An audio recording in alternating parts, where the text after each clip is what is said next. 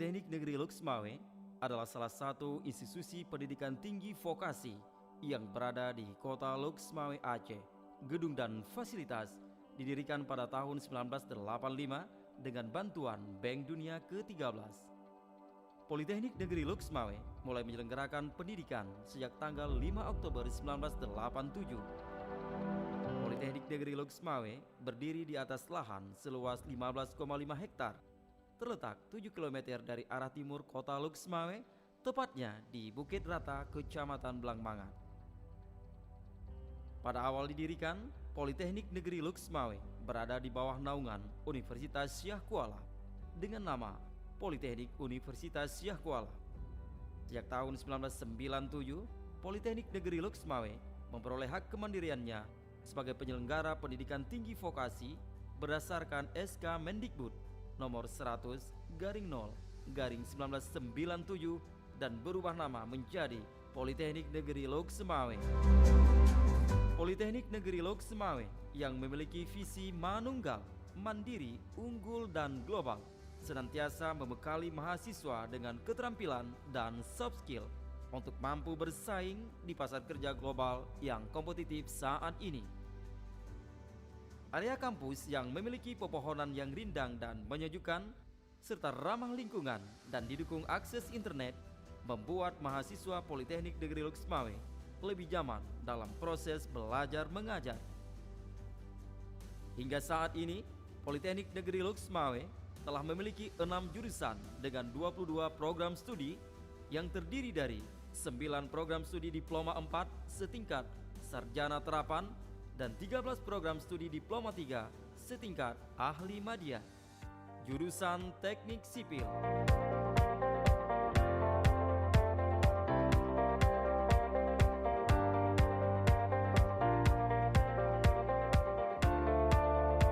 jurusan Teknik Kimia,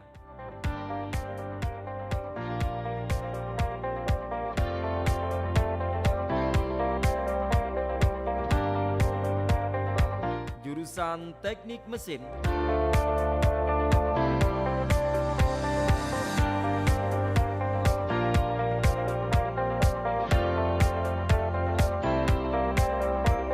jurusan Teknik Elektro,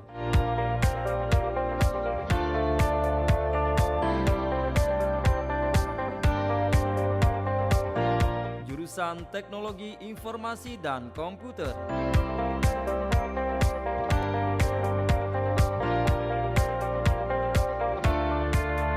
jurusan Tata Niaga,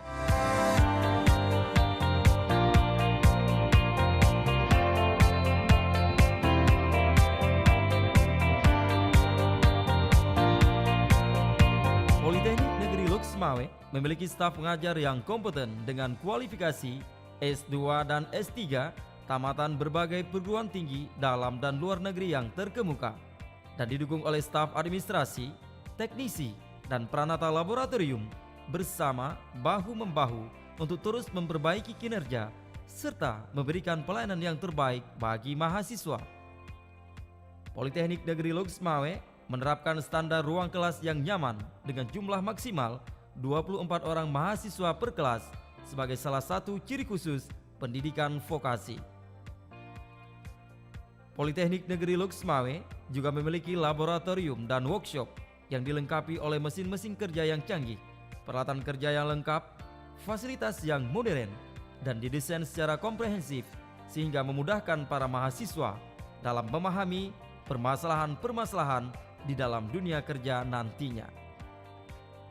Politeknik Negeri Lhokseumawe juga memiliki perpustakaan yang dilengkapi sistem ICT dengan koleksi buku yang beragam dan lengkap sebagai bentuk layanan informasi bagi perkuliahan, penelitian, dan masyarakat umum. Di samping itu, Politeknik Negeri Lhokseumawe juga memiliki lembaga sertifikasi profesi ataupun LSP sebagai lembaga pendukung BNSP yang bertanggung jawab melaksanakan sertifikasi kompetensi kepada lulusan Politeknik Negeri Lhokseumawe, sehingga setiap lulusan Politeknik Negeri Lhokseumawe akan memiliki sertifikat kompetensi sebagai surat keterangan pendamping ijazah. Hasil kerja keras dari Career Development Center melalui informasi lowongan kerja dan rekrutmen kerja, membuktikan pendeknya waktu tunggu para alumni dalam menyongsong masa depan yang lebih cerah. Hingga saat ini, alumni Politeknik Negeri Lhokseumawe telah mengabdikan ilmunya ke berbagai perusahaan dan instansi ternama. Mereka mulai mengisi posisi profesional di perusahaan skala nasional, multinasional, dan internasional. Selain itu, Politeknik Negeri Lhokseumawe juga mencetak entrepreneur sukses yang mampu mendatangkan manfaat untuk masyarakat sekitar. Di kampus Politeknik Negeri Lhokseumawe, kami menggunakan teknologi untuk mengolah data menjadi referensi pengetahuan yang bisa diaplikasikan. Di kampus Politeknik Negeri Lhokseumawe, kami menempatkan pengajaran dan dukungan dari mahasiswa sebagai energi terkuat untuk maju dan melangkah bersama. Di kampus Politeknik Negeri Lhokseumawe, kami percaya bahwa setiap tantangan adalah buah pembelajaran untuk maju dan berkembang bersama. Selamat datang di Politeknik Negeri Lhokseumawe.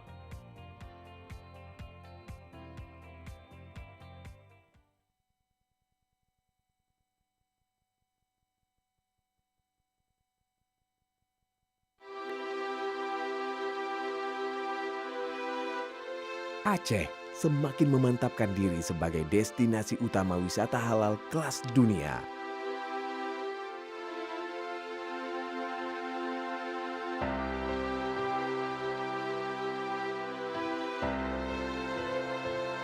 Memberikan kepercayaan diri untuk terus terdepan dalam menghelat event pariwisata dengan branding The Light of Aceh.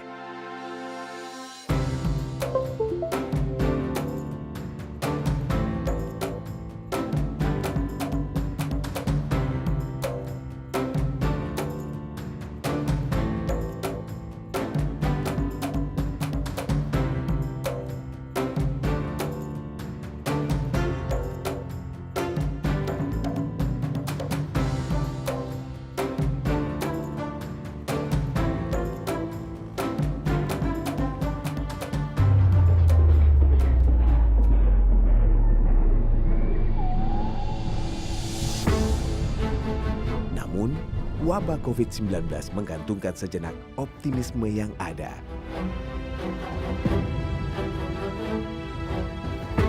Segala lini terdampak akan wabah ini. Pariwisata terpukul.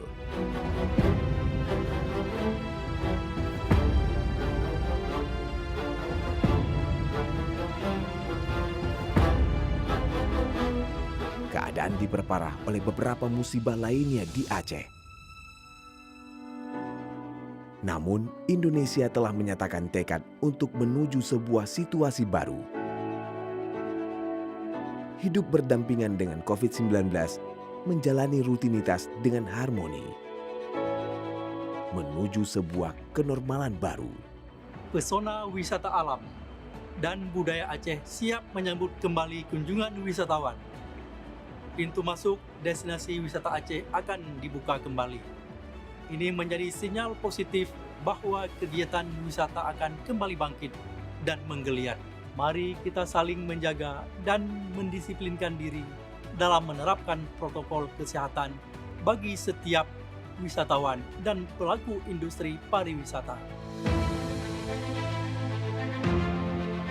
Jadikan era new normal sebagai awal mula meraih harapan baru.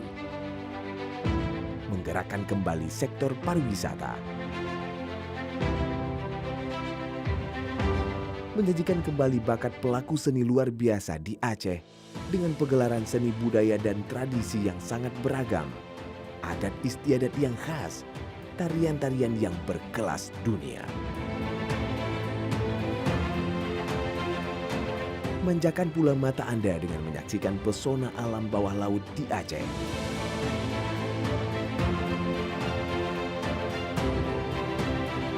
Panorama pegunungan dan danau yang sangat indah. Serta keelokan ekowisata endemik yang tak banyak dimiliki oleh belahan dunia yang lain.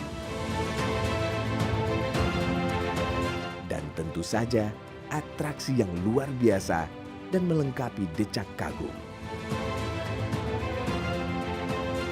atau sensasi rempah khas Aceh yang membalur makanan khas tradisional nan nikmat yang akan menggoyang lidah Anda. Meskipun pandemi global COVID-19 belum berakhir, namun saat ini kita seluruh rakyat Aceh sedang bersiap untuk melaksanakan tatanan kehidupan baru. Berbagai aspek kehidupan akan kita jalani dengan disertai penerapan protokol pencegahan penularan COVID-19 dengan sangat konsisten dan dengan disiplin. Mari kita tingkatkan kinerja dan produktivitas dengan tetap waspada. Jaga jarak, cuci tangan, dan selalu menggunakan masker, serta selalu berdoa kepada Allah Subhanahu wa Ta'ala. Mari jadikan era new normal sebagai momen membangkitkan kembali pariwisata kita. Sembari terus menerapkan protokol kesehatan dan mengawasi proses tersebut bersama-sama. Jadikan new normal untuk menikmati pesona alam domestik bersama-sama orang-orang terdekat.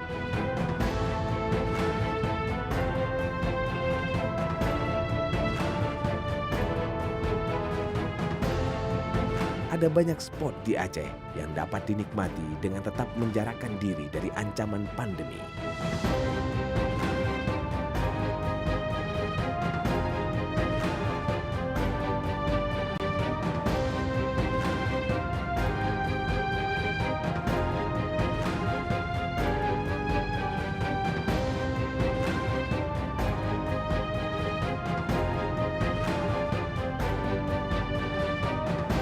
Aceh bersiap menanti kedatangan Anda kembali. Like, love, and share Aceh. The Light of Aceh. Wonderful Indonesia.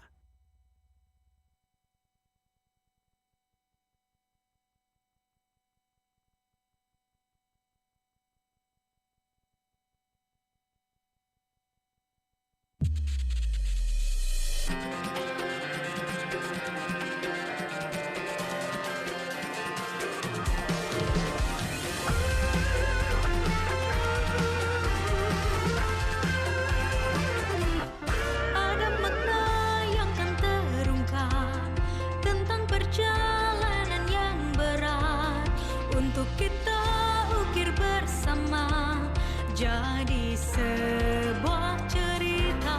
Pahit getirnya kisah ini, namun kuat dan menguatkan sebagai perekas setiap hati yang condong pada mimpi.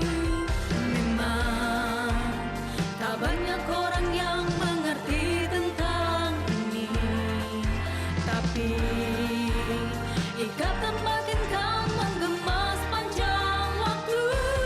Percayalah, kita melegenda di sana. Pilih masa depanmu di warna mimpimu.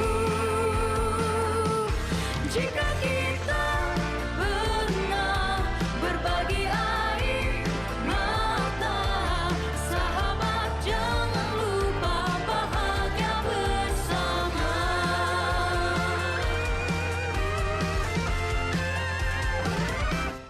Baiknya sejenak renungkan, kita diciptakan berbeda demi satu pesan yang sejuk untuk saling melengkapi. Memang tak banyak orang yang mengerti tentang ini, tapi ikatan batin kan menggema sepanjang waktu. Percayalah, kita melegenda di sana. Pilih masa depanmu di warna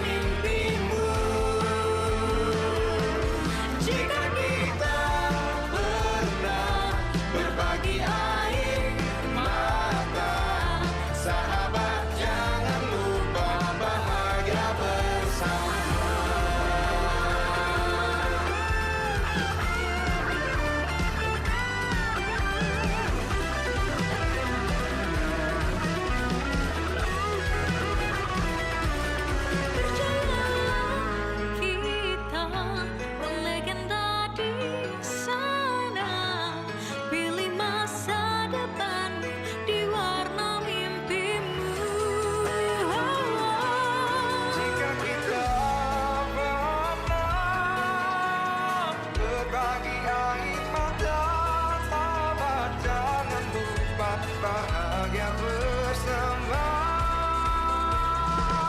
Percayalah, kita menyatukan semua mereka yang selalu ragukan dirimu. Jika kita pernah berbagi air mata, sahabat, jangan lupa bahagia bersama. Pilih masa depanmu di warna mimpimu. Sahabat, jangan lupa bahagia bersama. Vokasi berjaya.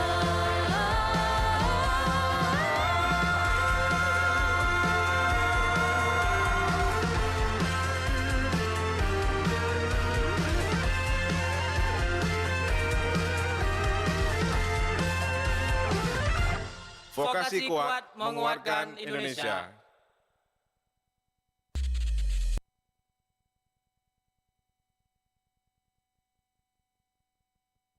Have you heard this story about a beautiful place? A place that makes you feel restful.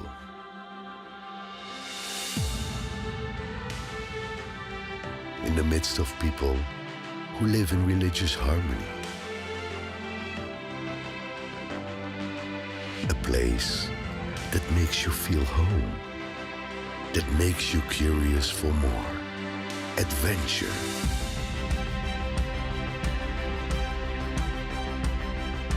Start your journey. Travel to the place where the story unfolds.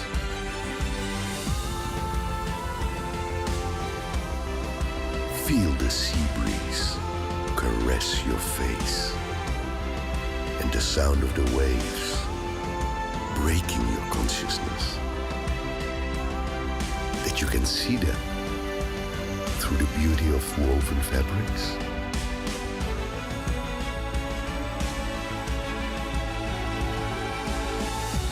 Or smell them through the scent of coffee that wafts in the air. If you have never heard it before, you may now find it intriguing. You may want to know every square inch of this place.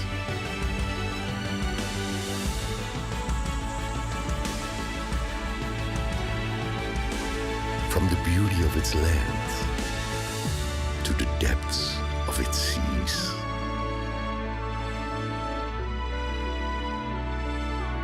With an amazing biodiversity.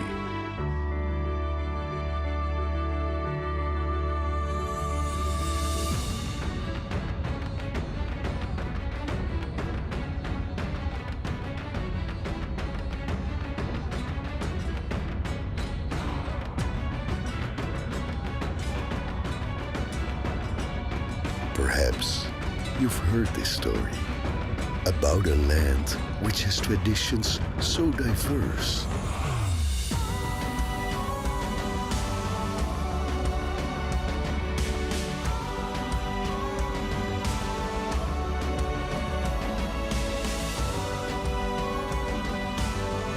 Meet these friendly people who will welcome you with warmth.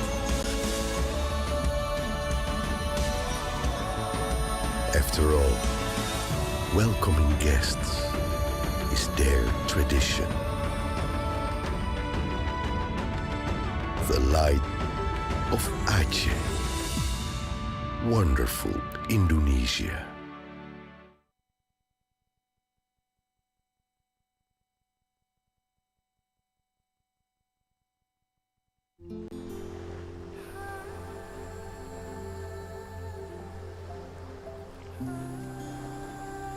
I want to tell you the best journey of my life. Now I'm in Rangit Kecil, this beautiful, amazing island. Just look around me. Amazing, beautiful. I'm so happy to come here. And beside me, I have this amazing lighthouse. One of the most beautiful things I've ever seen. This is the first woman I loved. I love this place. So many palm trees. She's the one who introduced me to this place. to let me find an answer.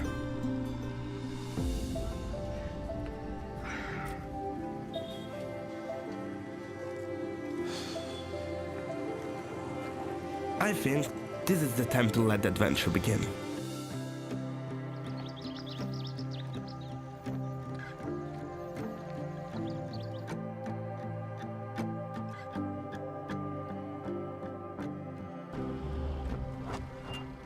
Hey, Dek, beruntung makan nggak? Excuse me, you know where is this place? You can come with us, tapi kamu harus lanjut lagi pakai kapal. Can I join you? Oke. Okay, thank you. I met good people along the way. Their kindness really moved me. Bang Manap, ini ada kebetulan ini mau ke pulau. Tolong diantar lah. Hello, hi, nice to meet you, Matt. Come on, mari. Goodbye. See you. Along the journey, I can see why my mom was so in love with this place.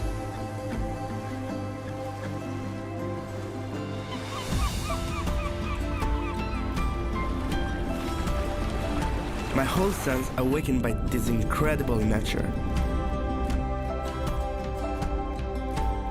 And the people who are sincere can be seen and felt. Ikan. Good. I learned that behind every graceful movement of this dance has a special meaning.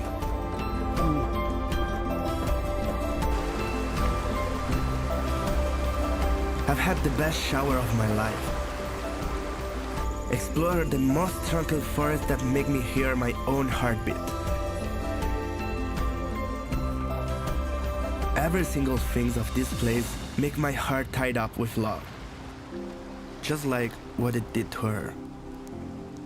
What will you do when I leave? I'm gonna miss you.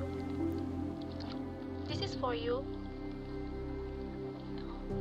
Dipakai ya, jangan hilang. I love it. Terima kasih. She's like the sister I never had.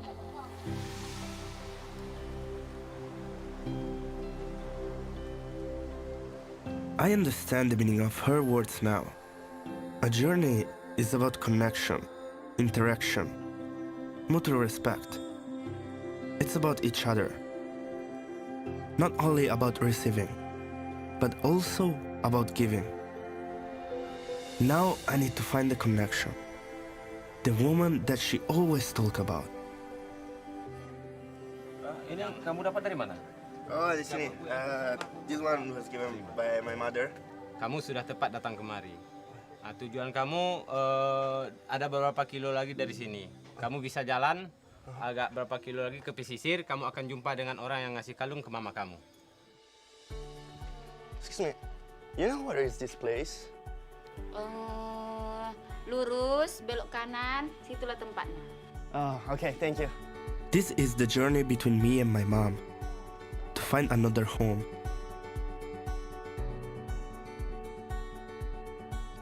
Selamat sore, Ibu. Siapa itu? Do you remember this? Oh, iya, iya. Seren ya? Yeah, I'm her son.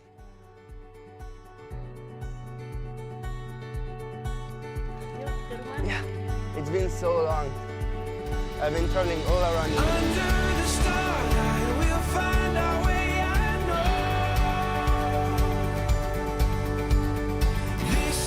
This is what Aceh has given me. A beautiful place with clear blue water and a diamond bright sands. Where kindness and comfort always here for me. A place that I call home.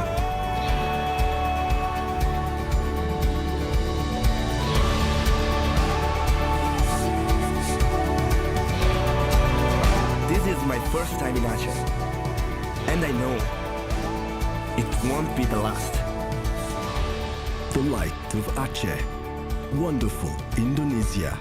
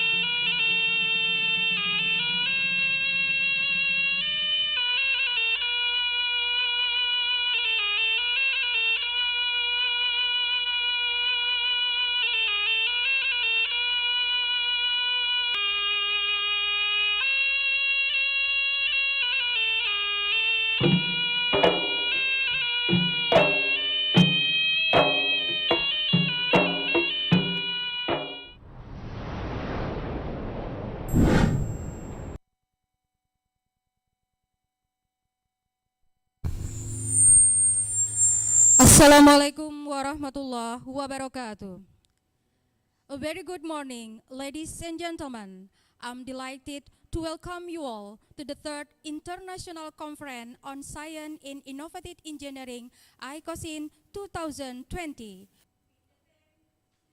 science and engineering for development and innovation in facing global challenges within pandemic phase at Politeknik Negeri Lhokseumawe, and this conference is hosted by Politeknik Negeri Lhokseumawe with co-host Optic Society of Malaysia and University of Muhammadiyah Palembang.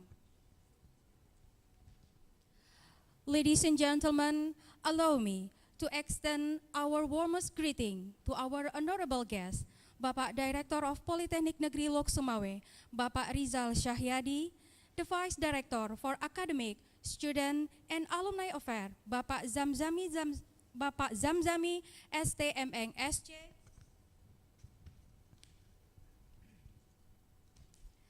the Vice Director for Finance and Human Resources, Bapak Nanang Prihatin Eskom and CS, the Vice Director of Politeknik Negeri Lhokseumawe for Public Relation and Collaboration Affairs, Bapak Insinyur Saryuda SMT, Bapak Head of Research and Community Service of Politeknik Negeri Lhokseumawe, Dr. Insinyur Saipuddin MT, the Chairman of ICOSIN 2020, Bapak Usman MN PhD, and Chief of Optic Society of Malaysia.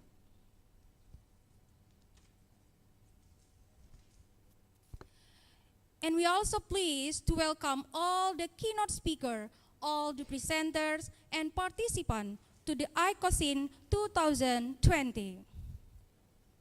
Distinguished guests and gentlemen, without any further ado, let us start our agenda today by listening to the Holy Quran recitation, Surah Al-Maidah, ayat 8 to 10, that will be recited by Tunku Muksalmina. And afterward, I would also request Tunku Muksalmina to lead the prayer for our event.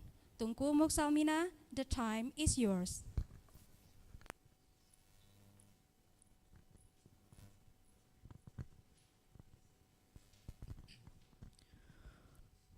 Assalamualaikum warahmatullahi wabarakatuh. أعوذ بالله من الشيطان الرجيم.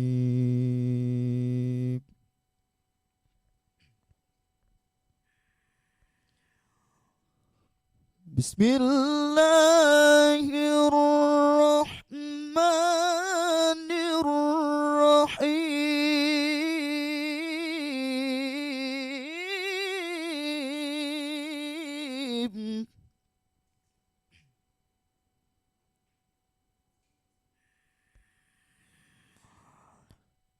يا أيها الذين آمنوا كونوا قوامين لله شهداء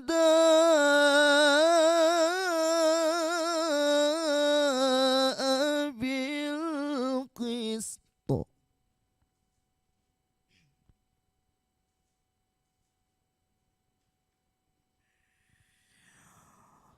ولا يجرمنكم شنآن قوم على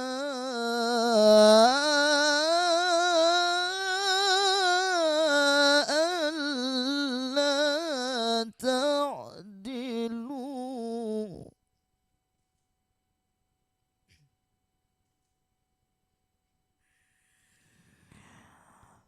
اعدلوا هو أقرب للتقوى واتقوا الله إن الله خبير بما تعملون.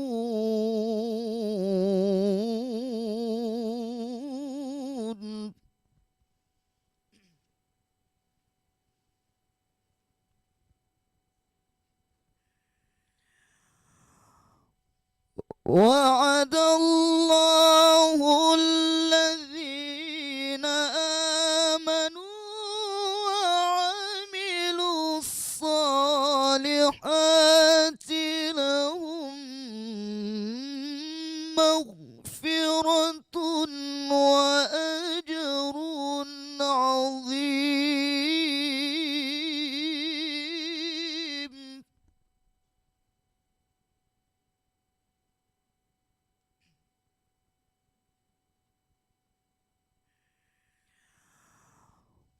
والذين كفروا وكذبوا بآياتنا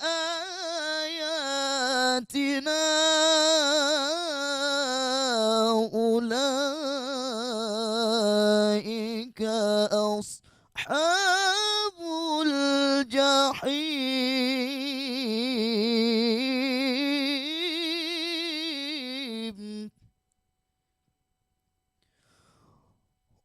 وكذبوا بآياتنا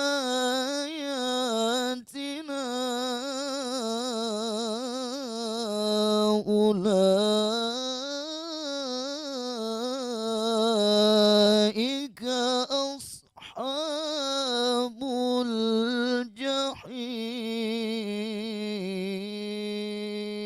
الجحيم. صدق الله العظيم. أعوذ بالله من الشيطان الرجيم. بسم الله الرحمن الرحيم. الحمد لله رب العالمين، والصلاة والسلام على سيدنا محمد وعلى آله وصحبه أجمعين.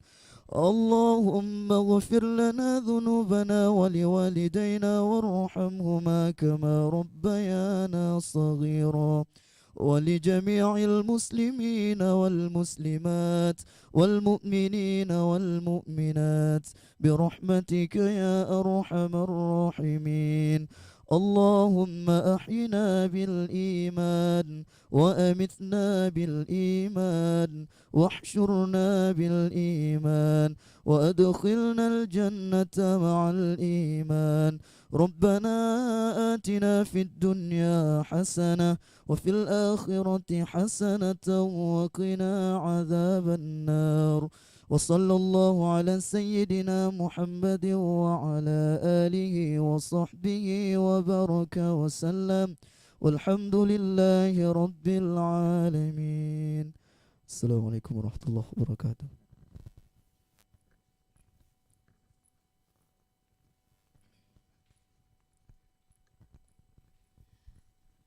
Dear Excellencies, distinguished guests, ladies and gentlemen, for a brief moment, please kindly to stand up because we are about to sing the national anthem of Indonesian Republic, Indonesia Raya.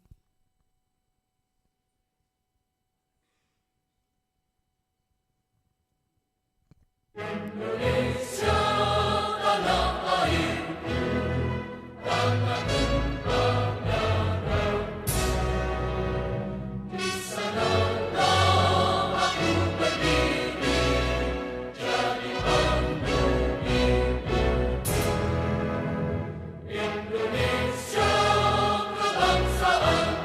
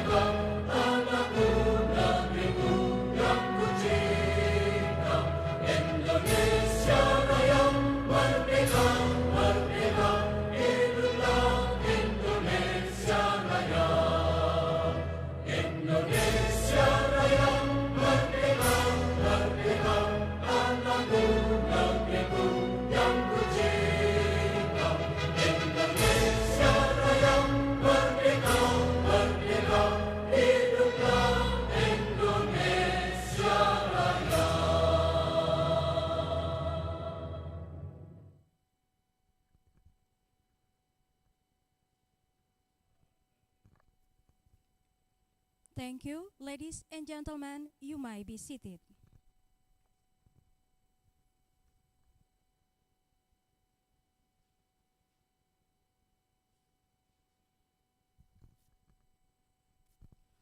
Honorable distinguished guests, participants, ladies and gentlemen, now we move to the speech segment that is going to be started with a welcome speech. Please be invited to the stage the chairman of the third ICOSIN 2020 committee, Bapak Usman M. Eng, PhD.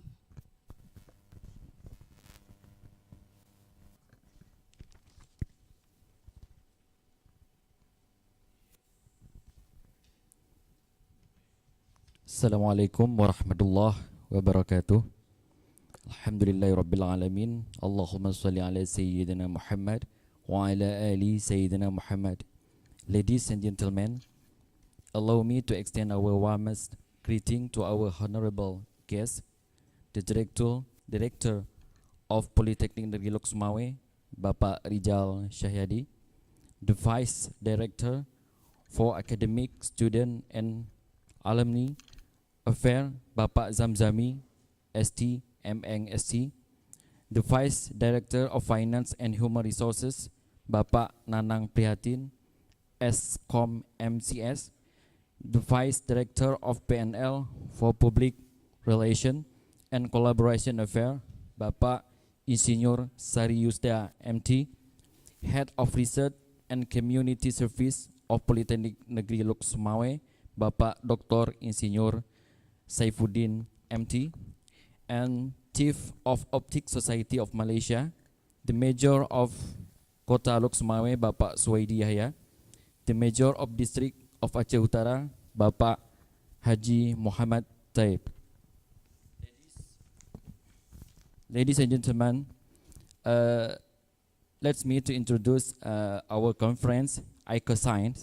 ICOSIN stands for International Conference on Science and Innovative Engineering. The goal of the conference is to bring together researchers, scientists, and experts in university, companies, institutions, communities, agencies, associations, and societies to provide them a unique platform to sharing worldwide ideas as well as the recent development of science, innovation, and engineering technology. Ladies and gentlemen, ICOSIN, we have experienced 2 times to hold the international conference. The first one is in Sabang on 21st and 22nd October 1918, and the second one was held in Malacca, Malaysia, on 9 and 10th November 2018. And this one is the third conference we hold, Politeknik Negeri Lhokseumawe. Actually, previously we planned to hold this conference in Bangkok, Thailand, but due to COVID-19 outbreak, we must postpone the conference overseas. So we make the virtual conference via Zoom meeting. It means that COVID-19 can restrict our mobility, but COVID-19 cannot restrict our willingness to share knowledge. Ladies and gentlemen, two-time experience in holding the conference. The paper presented in ICOSIN successfully published in IOP conference series, and we hope this seminar, the third ICOSIN, we also can publish all the presented paper in the IOP. We hope all presented paper will be published in IOP, and the IOP, we know that that proceeding is indexed by the Scopus database. Ladies and gentlemen,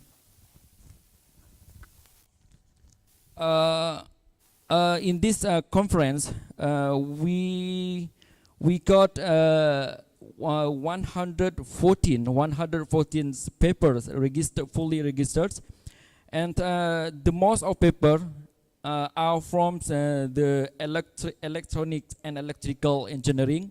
We got 25 papers, and then followed by computer science 20 papers, and then chemical engineering we got 15, and then civil engineering, agricultural respectively 15, 8, 7, and then environment technology we got 6 paper, and then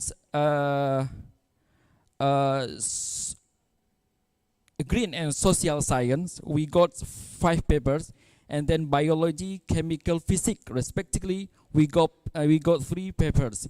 Food technology we got 2 papers, and then biotechnology and mathematics respectively we got 1 paper. So the total is 114. We are very happy because this virtual conference can invite many scientists, many experts, both from university and maybe practices from some institution. Ladies and gentlemen, we should also report that the origin of our participant come from 7 countries, of course including Malaysia and Indonesia, and then Turkey, Vietnam, Pakistan, India, and French. So we got 7 countries involved in this seminar. Okay, finally, I, on behalf of organizing committee from Politeknik Negeri Lhokseumawe, we hope you can enjoy this seminar. Thank you. Assalamualaikum warahmatullahi wabarakatuh.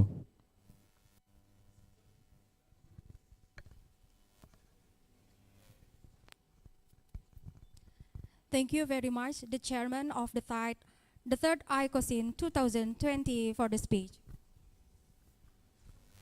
Ladies and gentlemen, it is now my deep pleasure to introduce to you all the Director of Politeknik Negeri Lhokseumawe, His Excellency Bapak Rizal Syahyadi, to deliver his remark, and afterward, we would like to please Bapak Rizal Syahyadi to officially open the third ICOSIN 2020. Ladies and gentlemen, the Director of Politeknik Negeri Lhokseumawe.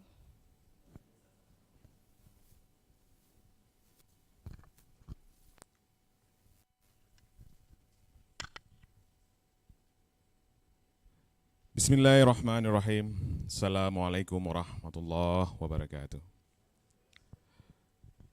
Happy good morning and welcome everyone to our international conference on Innovation Technology, Engineering and Science 2020. Honorable guests, Bapak Bupati Aceh Utara, Bapak Haji Muhammad Taib, Bapak Wali Kota Lhokseumawe, all rector and all university and director of Polytechnic, especially Secretary of Lembaga Layanan Pendidikan Tinggi Aceh, Bapak Dr. Ilham Maulana, welcome to joining with our virtual conference. And then Mrs. Desi, the Director of Politeknik Kutaraja Aceh. My honorable guests, Vice Directors in Politeknik Negeri Lhokseumawe, industrial partners and management, PT Pertamina Hulu Energi, PT Perta Arun Gas, PT Pupuk Iskandar Muda, PT Pembangkit Listrik Jawa Bali, PT PLN, PT Medco, and all journalists in Aceh, especially in Aceh Utara and Lhokseumawe, and special honorable to our Optical Society of Malaysia. Great appreciation and honorable to our keynote speakers. First, Professor Sulaiman Wadi Harun from University of Malaya, Malaysia. Second one is Dr. Walid S. Muhammad from Bangkok University, Thailand, Dr. Ahmad Agus Setiawan from Gajah Mada University, Indonesia, Associate Prof. Farhad Shahnia from Murdoch University, Australia, and the last but not least, the famous and beautiful lecturers in Politeknik Negeri Lhokseumawe, Dr. Nelly Savitri. Big applause for all keynote speakers. To our information, Dr. Nelly Savitri also as a chairperson for ICOSIN 2020. Great appreciation and honorable to all attended participants. Thank you very much to joining to virtual international conference in this year. Ladies and gentlemen, International Conference on Innovation, Technology, Engineering and Science is organized by Politeknik Negeri Lhokseumawe and Optical Society on Malaysia. And for this year, we have new co-host from University Muhammadiyah Palembang, Indonesia. Thank you for joining the annual international conference for this year. The main goal of ICOSIN is to bring together scientists, experts, researchers, associations, agencies, societies, to provide them a unique platform for sharing worldwide ideas as well as a recent development, science, innovation, and engineering technology. As you know, Mr. Usman explained us, we had been successfully first ICOSIN in Sabang Highland. Sabang Highland is beautiful and famous highland in Indonesia, located in Aceh province in 2018. And the last year, we had been successful, the second ICOSIN in the historical city in Malaysia, Malacca City. And actually, for this year, ICOSIN, we plan to hold in Bangkok in the same time today. Unfortunately, pandemic COVID-19 changed everything. And we hope next year we can plan and hold the international conference in Indonesia or beautiful country in Southeast Asia. Before I open officially or declare officially ICOSIN for today, I would like to great appreciation and thanks to honorable guests, to all keynote speakers, to all participants, especially for committee for hard work to prepare, to support, and running this event until tomorrow. Big applause to our committee. I also apologize if any inconvenience happened during the virtual event. And as you know, like Mr. Usman explained, all accepted papers will publish in IOP Conference Series Material Science and Engineering International. And finally, I, as Director of Polytechnic, officially declare the third ICOSIN with the rest of the theme, Synergizing Science and Engineering for Development and Innovation in Facing Global Challenges within Pandemic Phase is open.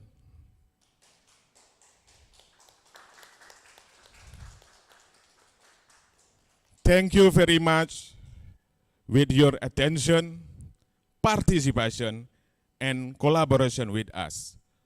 Feel free the great time and present great performance and enjoy the virtual event. Feel free your conference. Billah taufik wal hidayah. Wassalamualaikum warahmatullahi wabarakatuh.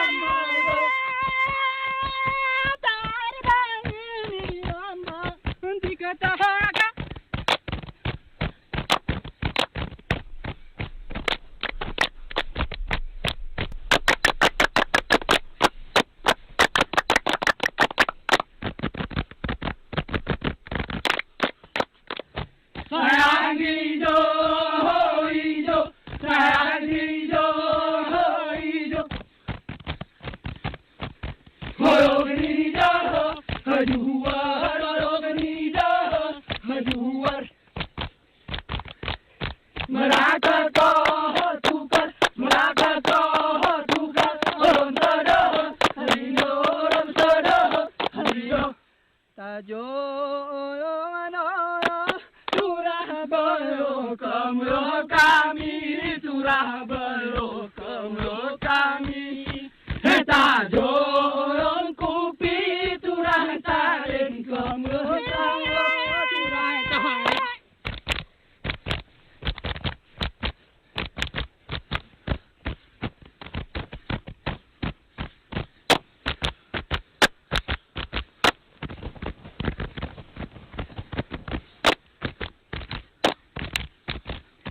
Ayo, honayo, ayo sirado, ayo lejami maharango, simu kupate kita. Sana ma, hamara saja le, Allahu se Allahu, Allahu se Allahu. Hepane dengan menoman, muringan hamdoni sambe, panera dengan muloe, ngamame hamdoni tangke. Dia kenara ya.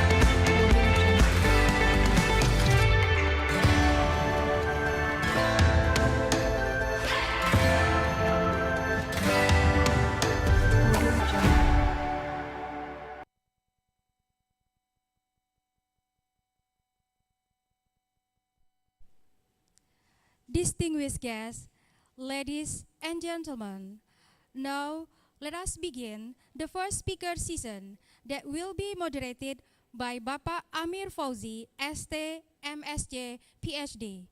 Bapak Amir Fauzi, ST, MSc, PhD is the lecturer of Politeknik Negeri Lhokseumawe. I will pass this stage to the moderator.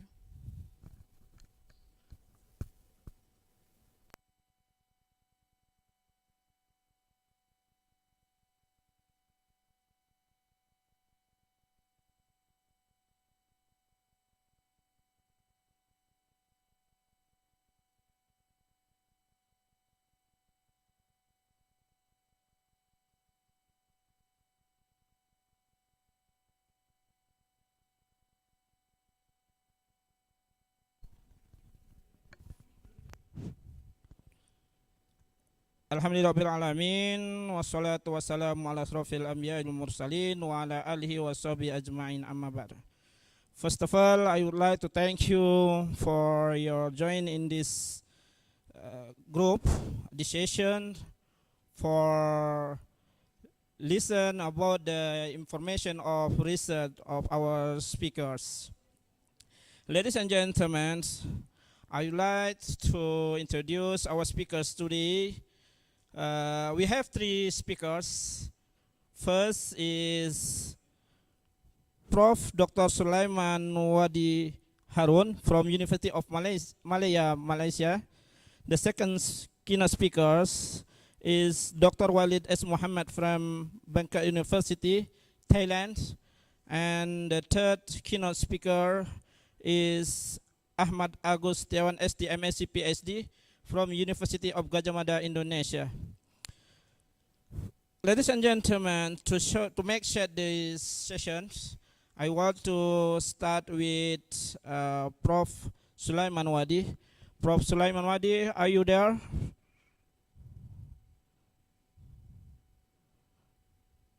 Prof. Sulaiman? Okay.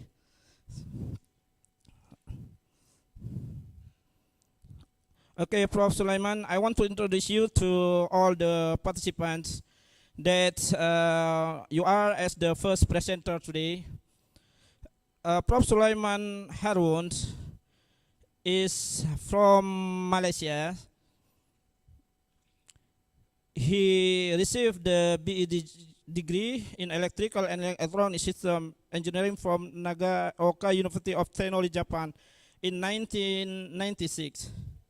And MSc and PhD degree in Photonic Technology from University of Malaya in 2001 and 2004. He has nearly 20 years of research experience on the development of optical fiber devices, including fiber amplifiers, fiber laser, and fiber optic sensors. He also involved in exploiting new nanomaterials such as graphene, carbon nanotubes, black phosphorus, topological insulator for various fiber lasers and sensor application. Prof. Sulaiman has received about 10 research grants of value over 4 billion ringgit Malaysia from the Ministry of Education and the Ministry of Science, Technology and Innovation. Good luck, Prof. MashaAllah. Prof. Harun has published more than 700 articles. You can see almost in ISI journals, and his papers have been cited more than 7,000 times with an high index of 37. MashaAllah. Prof, good luck again, Prof. If you want to see the track record of high index, it's showing the impact on the community. Prof. Harun also worked as an adjunct professor at Erlangga University, Indonesia, and Ton Trắc University, Vietnam. He received a prestigious award of Malaysian Rising Star 2016 from the Ministry of Higher Education for his contribution in international collaboration, include this seminar international. Thank you, Prof. He is the fellow of Malaysian Academy of Science and also the founder and honorary advisor for the Optical Society of Malaysia that was joined with us today. Again, thank you, Prof. Today you will sharing your research information with us with the title Recent Development in Optical Fiber Technology. Prof, we have time for 20 minutes and 10 minutes for question and answer. Please take a time, Prof. Okay, thank you very much, Mr. Chairman. First of all, I would like to thank again Lhokseumawe Politeknik for joining this conference together with us. Want to join collaborating in organizing the conference, and also thanks to I think Pak Osman Port Saifuddin that initiate the collaboration between University of Malaya and Lhokseumawe Polytechnic, and also Tuan Director Dr. Riza actually very supportive on this collaboration between and Polytechnic Lhokseumawe. So today I will talk on the new advance in optical fiber technologies. So I think for other participants, I am from the Department of Electrical Engineering, University of Malaya, Kuala Lumpur, and University of Malaya is located in the Kuala Lumpur, center of Kuala Lumpur, and Department of Electrical Engineering is actually one of the oldest department in the University of Malaya or in Malaysia. I think one of pioneering for engineering in Malaysia. And today I will introduce on the photonics and especially on the laser technology, because this talk mostly cover on the laser technology. And I will be talk about the fiber lasers and ultra short pulse generations in fiber laser, and also on high power fiber laser, and some applications and the product of fiber laser that we have developed in University of Malaya in a photonic engineering laboratory in University of Malaya. Okay, so just introduction on the photonics, the photonic technology. So we know photonics is anything that involve photon. There is a particle of light. So our light consists of the particle that we refer to the particle of light or photon that consists of energy. So photon have energy. So energy of photon is equal to hc over lambda here. Mean h and c are constant, both are constant. So only the variable here is actually lambda. So photon energy is related to the colors of light. So different color of light, we have different energy. So photonic technology involve of controlling photons. We control and we manipulate photons by various techniques. So photonic is made up of many different technology, can cover many areas, and most of the technologies now, state-of-art technology is based on the photonic technologies, including quantum electronics, detectors, laser communications, and defense. Various technology are based on the photonic. It's actually essential technology. Electronic actually revolutionized the 20th century. The past 100 years ago we talk about the electronics, but current we talk about photonics. But the next 10 years or 15 years or 20 years, we don't talk about photonics anymore.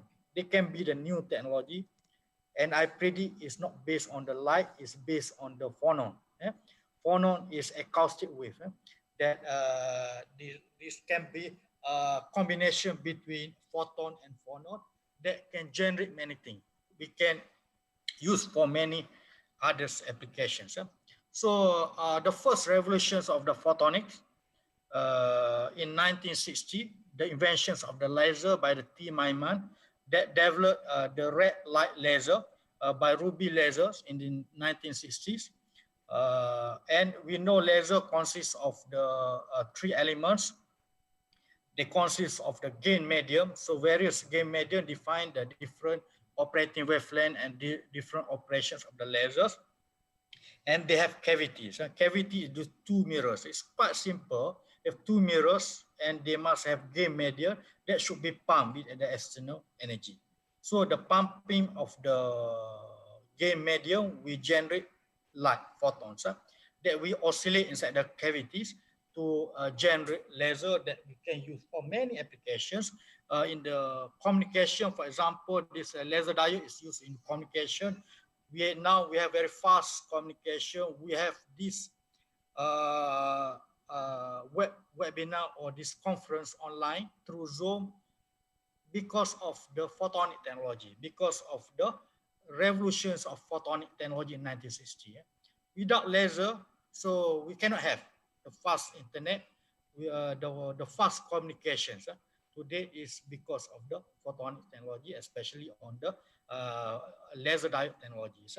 Laser also can be used in medical applications, in many surgery and treatment of patient. Cutting of body parts are done by the lasers. So we need to have very high quality lasers. So very precise laser, because laser can cut very precisely, especially when you cut our body. So we need to cut precisely, otherwise it can kill us. And laser also have in remote sensing applications that widely used for remote sensing, and also in the industry. So we do cutting now is not by mostly by laser. The metal cutting, everything is by laser, because they can produce very nice cutting, and also very efficient, and also welding, everything is done by the laser. So laser is used widely in our community. And the second revolutions of the photonics is the optical fiber communications.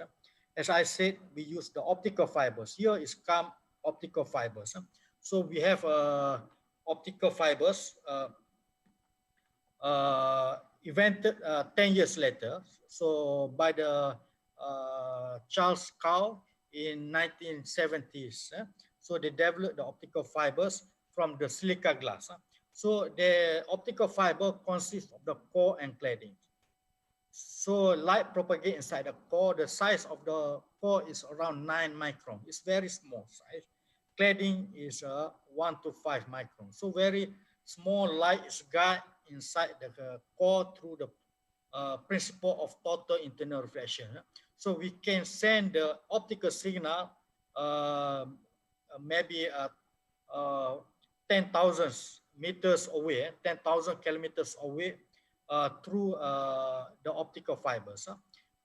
So in the current technology is based on the DWN networks. So we not only they can send one channel, they can send single optical fiber can accommodate maybe 100 channels, 128 channels, or can be designed to carry more channels actually.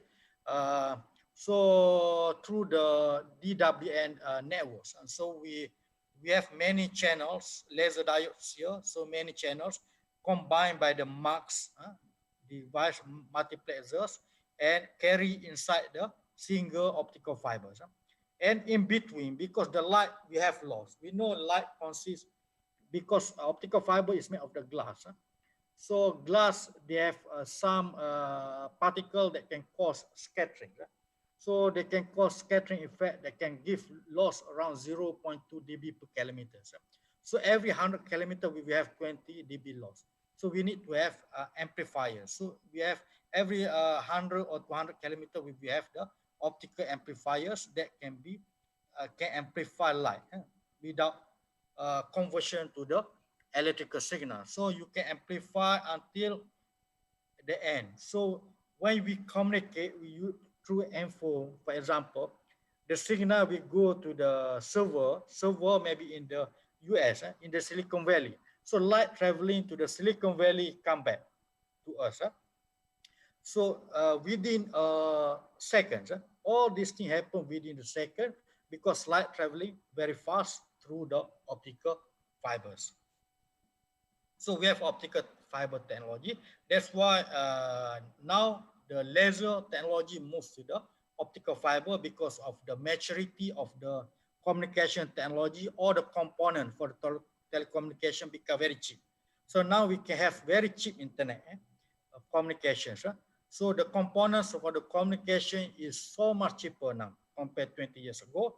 And we can use the cheap component to develop the new device, other device, not for the communication application, maybe for communication application or industry applications. Okay, this EDFA are just the structures, and this on the loss inside the. I didn't go detail for this because the limited of times. So this fiber lasers. So light, actually two mirrors light, we use optical fiber as gain medium. So the advantage, no or reduced free space propagation. All light propagate inside the optical fiber, inside the core of the optical fibers. So there is no problem of alignment. The problem of light is we need to align, align inside the resonator so that light interfere and generate lasers. But using the bulk system, alignment is very critical. But in fiber laser, we don't have the alignment problems. So immune again the thermo optical problem because optical fiber is long. It's small but long. So when we generate laser, they generate heat. So you need to remove the heat. You need to dissipate the heat. So the heat dissipation is very good in optical fiber because it's long. So along the line, because they can dissipate the heat because the gain medium is long, quite long. So they will produce the excellent beam quality. They have the high gain and efficient diode pump operation. And this fiber laser, the market is increasing. The, so they have a big market than small players. So they are compact, rugged, alignment-free systems. And the emission wavelengths. So emission wavelength is depend on the gain mediums, depend on the materials. So it's go to the material. You need to know about materials. So different material we have the different band gap energies. So band gap energy can be represent to the different energies of photons. So that's why they generate the different colors at different color, laser at different color. For example, mostly people use for communication erbiums. Erbium is operate at the 1.5 micron. These are micrometers. So if you use thulium, you will get at the longer wavelength, 2 microns. And bismuth at the shorter wavelength, maybe 1.2, 1.3. Ytterbium 1 micron. For industrial application, mostly people use ytterbium that operate at the 1 micron. So they have very high efficiency. So they can generate very large power, high intensity of light. And holmium at the longer wavelength. Okay, so it's depend on the wavelength require different type of fiber, fiber, different of materials. And this how the principle of laser. So you have, for example, for ytterbium, you need to pump with 975 nanometers, and the laser will emit at 1060 nanometer. So the emission wavelength is fixed, and the absorption or the pumping wavelength is fixed for the materials because it's determined by the band gap of the materials. Okay, so these are for the 2 micron, we use thulium or thulium holmium, and high power laser technology. So because people move to the high power, because high power have many applications in industrial, for example, for welding, for cutting, so for defense, weapon, for futures, for generating energy, so it's required for the high power lasers.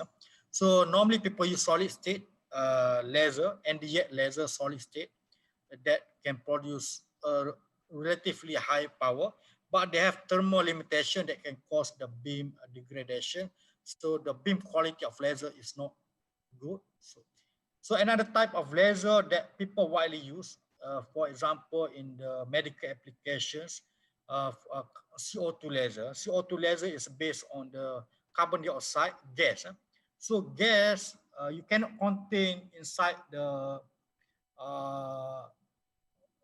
because gas tend to leak. Leak. So maintenance very high. So because it's so maintenance is quite high because the gas will be leaked after certain time. After 2-3 years, the gas start to leak, so you need to replace the new gas. For example, our aircon, they use gas for cooling. Yeah? So every 2-3 years, the aircon become not cool anymore because the gas leak out. So the same thing with the gas laser. So have this type of problems. And the power, average power is increasing every year. So people can generate about 10 kilowatts or more. Okay, and now you see the fiber laser exceed other type of laser. The fiber laser can generate more energy or more power compared to other types of lasers. And for the high power, is require double clad optical fibers. It's not normal fiber. The cladding should have two claddings. One cladding is for pumping, so we pump in the cladding. And then the laser action inside the core. Okay, so we pump inside the cladding. So we can pump with the multi-mode light. Multi-mode light that is so much cheaper and higher power. So multi-mode laser normally is cheaper and powerful, highly powerful. For example, you can purchase 100-watt laser diode, multi-mode laser diode, cheaply. Yeah? So you can use this type of laser to generate a fiber laser that operate in the single mode, oscillating inside the core, so they are become single modes. Huh? Okay, so you need to use large mode area fibers. So the core size should be larger to get higher power. So because of the handling of the heat, if the core size is small, they generate heat, they can burn the fibers. They can burn the connection in the fiber. So it create problem. To reduce this problem, we need to enlarge the core size, because the power density inside the core is important. We can reduce the power density so that they can generate more power. Okay, so this energy we do. So we have problem because of high power can burn the end facet, can burn the fibers, can cause nonlinear effects. So we show to you maybe this what we do in our lab. So experiment on high power lasers. So it's very colorful. You know, you see a laser is very colorful, very colorful, but is very dangerous to our eyes. So we need to wear goggles and very important. So this actually laser diode, multi-mode laser diode. So we have multi-mode combiner somewhere here. So we operate here this laser diode, that one laser diode here can operate about 70 watt, can generate 70 watt power. So we combine the 6 laser here to get 420 watt. Combined with multi-mode combiner, we refer the device as multi-mode combiner to get 420 watt, and then we join with the gain medium, that is ytterbium double clad fibers. So if we get efficiency, for example, 70%, so we can get 300 watt up lasers. Okay, so this how the performance of the laser. When you increase the pumps here, so the laser power will be increased. But for the time being, we only get about 44% efficiency. It's quite still low. Actually, they can go about 70 or 80% if we can optimize the design. Okay, so this we compare for two different length. So the longer length normally they have optimum length. You need to find the optimum length. So this to get the highest efficiency. So we combine this laser diode into with multi-mode combiner. So pump into the ytterbium double clad fiber. So we get laser at the output. This the spectrum of the laser. You see the spectrums of the lasers. So another type of laser is the pulse laser. So pulse laser, we get the average power is low, but the peak power, the important is peak power. We can get in the kilowatt peak power if we can suppress the energy into a single pulse or small pulse width. If we can compress, so we get the very high peak energies.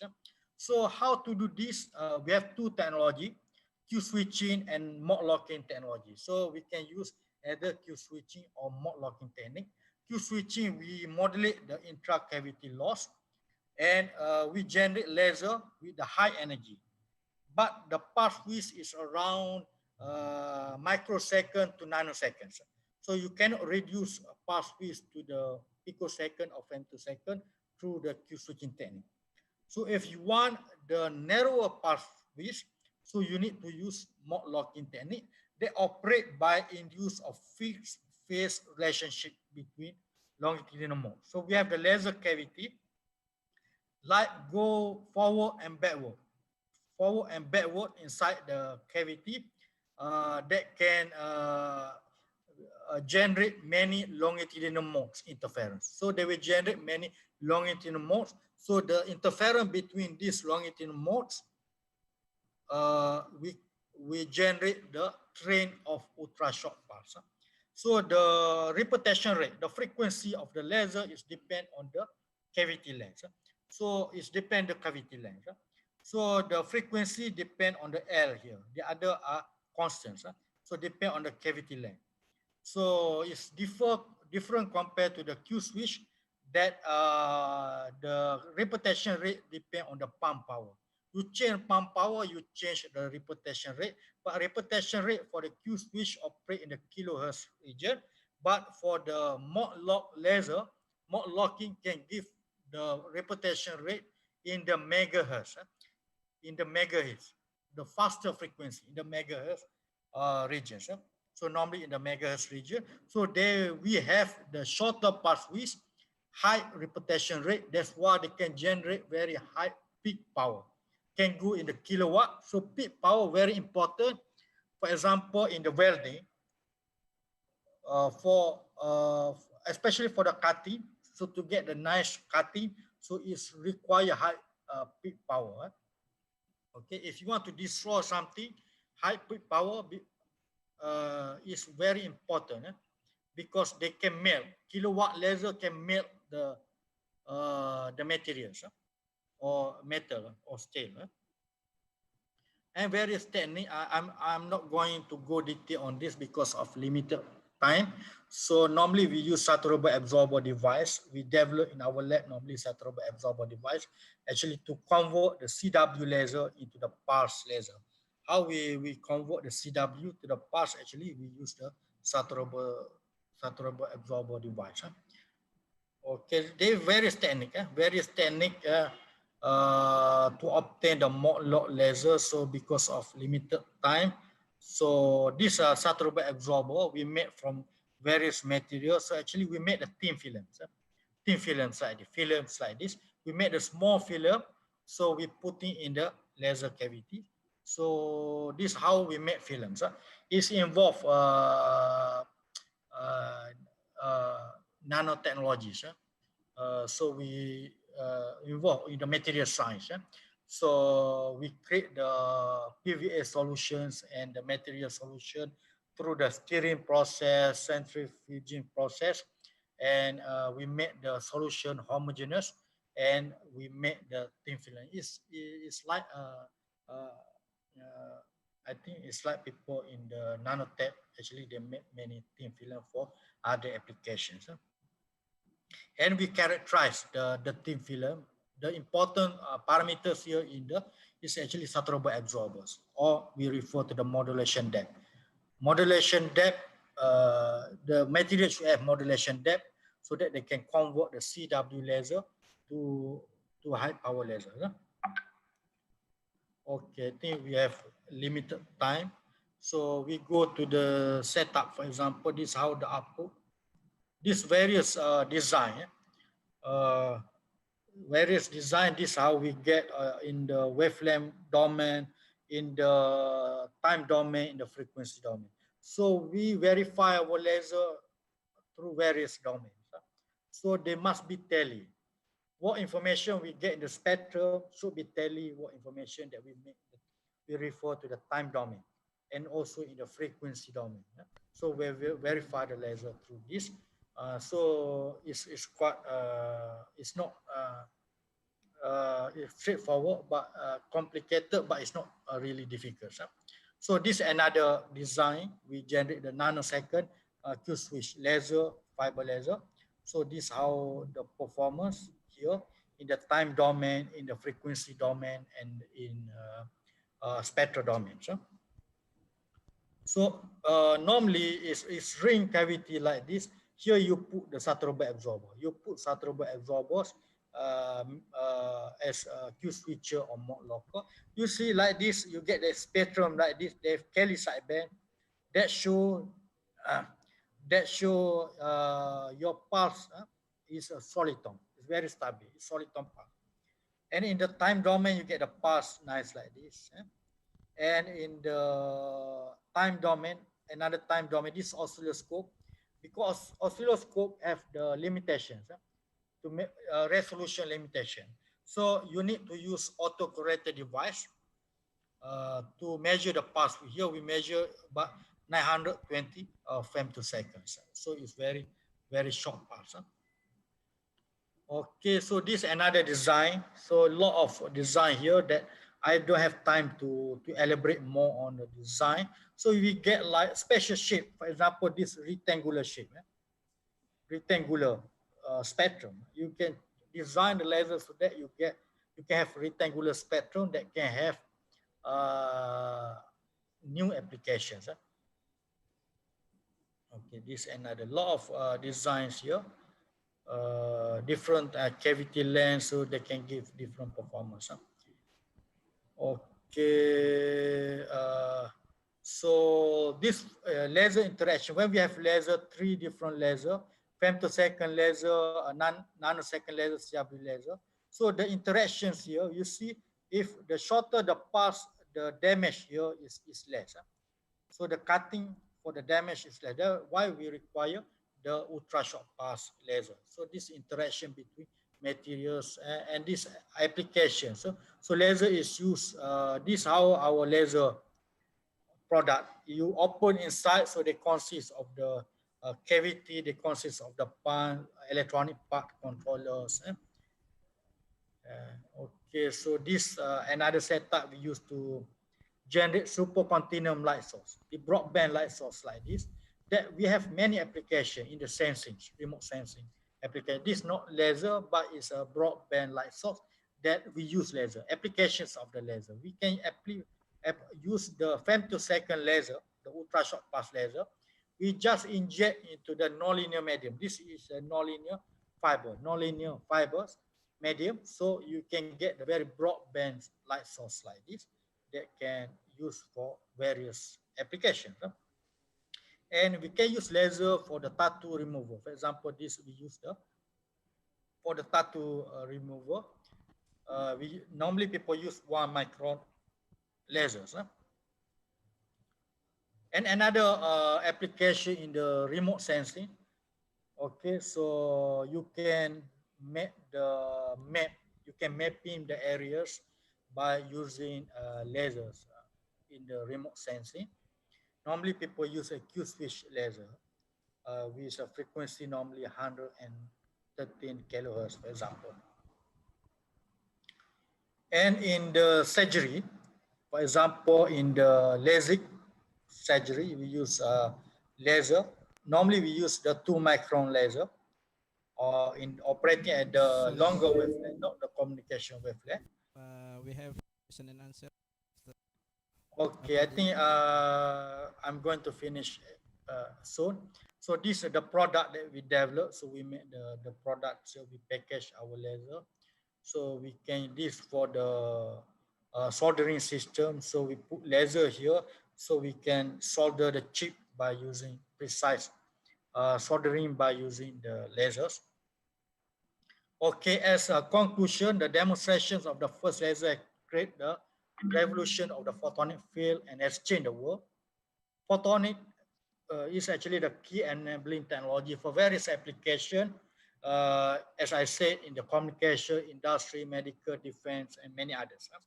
Fiber laser have advantages because they produce a low cost, robust, high quality, high power light source for various applications, and we have developed various saturable absorber device here that can be used to convert the CW laser to the Q switch or mod lock lasers. So we also have done some preliminary work on the high power fiber laser. So now we're targeting about 300 watt outputs. So maybe in the next years, I will show more on the high power fiber laser that we developed for welding applications. Okay, and then we also develop various small fiber lasers products. Okay, that's all, and thank you very much. So I pass back to the chairperson. Okay, thank you very much for attention, and I welcome the question if you have question, or you can always email me later on if you want to collaborate about lasers, want to ask my advice on the laser and also on research. Anything, we open collaboration with Indonesia. So I have lately we cannot go to Indonesia. Normally, every month I went twice to Indonesia, but now I cannot go. I miss Indonesia for I think so many months, nearly 1 year. I cannot travel to Indonesia, so I stay good contact with the Airlangga University. So I give online lectures and also collaborate in research as an adjunct professor there, and also working quite well with Lhokseumawe, start the new relationship, and also with ITS also have some relationship with ITS, and hope to open to other university also. So because collaborations is very important for research. I think, thank you very much. Okay, Prof. Thank you, Prof. I'm sure that 20 minutes is not enough to explain all your research. We know Okay. that's why we have 10 minutes for question and answer. Okay. I believe from the participant we have many questions, but we Okay. just give the time for 2 questions. The participant you can ask to Prof. Sulaiman by directly or typing, please. Prof, there is one question from Solihul Hadi, University of Negeri Malang. I Okay. have question to Prof. Sulaiman. How large is the power supply for your experiment setup, Prof? Okay, I think power supply is quite because if you use multi-mode pump, the controller is easier. To control is easier, so you can buy the card in the market maybe about 100 ringgit, 200 ringgit, or in the AliExpress. You can buy the card and then use the normal power supply. So so it's quite simple to make. So we use the AliExpress component. So it's less than 500 ringgit. Everything for the controller. The expenses is actually the optical part. Laser diode cost maybe 2,000 ringgit. So power supply is quite cheap. For both single mode and multi mode. Okay, Prof. That is your answer. We have the other question for Azwar Yunus. Huh? Okay. Azwar Yunus. Yes. The question is how to produce the core of fiber optic for laser fiber that very small, about 8 micron. So actually, producing fiber is actually the old technology. Maybe people 1,000 years ago, people developed this way how to make the things small. It's like we made the me. In the China they made the me. The me they pull the thing. So pull and then smaller. It's pulling process. They refer pulling process. So they have drawing tower. That pulling. So you make the glass preform. So glass have melting temperature 1200. So you put inside the furnace 1200 and then you pull. So if you want to get smaller, you pull faster. Okay, so you get the smaller diameter, but all you need to control precisely because you want to have the precise dimensions. So now people can make everything precisely. So we have IoT, all these things. So motor, so you can control the motor speed. So you can make a very small core. Okay, so that answer the question. Okay, thank you, Prof. But please wait in the session, Prof, because we have something as symbolic to you. Okay, for the ladies and gentlemen, as the participant, we cannot extend the question. Please, if you still have some question, you can direct contact Prof. Sulaiman as his email or his contact person. We have attached in the link of his name. Prof. Sulaiman, please, we have something as symbolic to you. Okay. We close this presenter from me, not from you, Prof. Okay. Okay, thank you very much.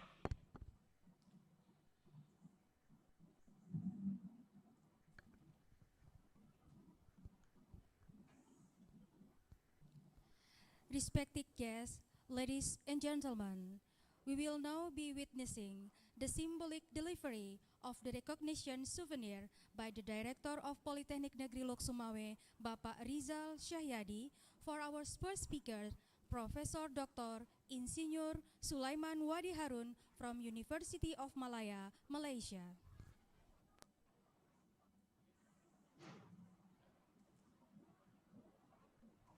Okay, thank you.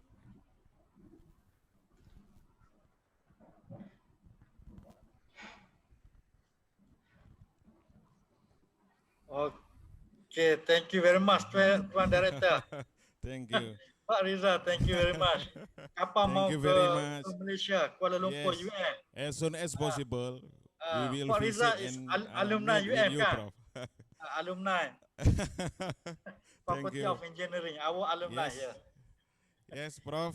I Rizal Syahyadi, as Director of Politeknik Negeri Lhokseumawe. Okay. And on behalf of the committee, would like express to our appreciation and gratitude to Professor Sulaiman Wadi Harun.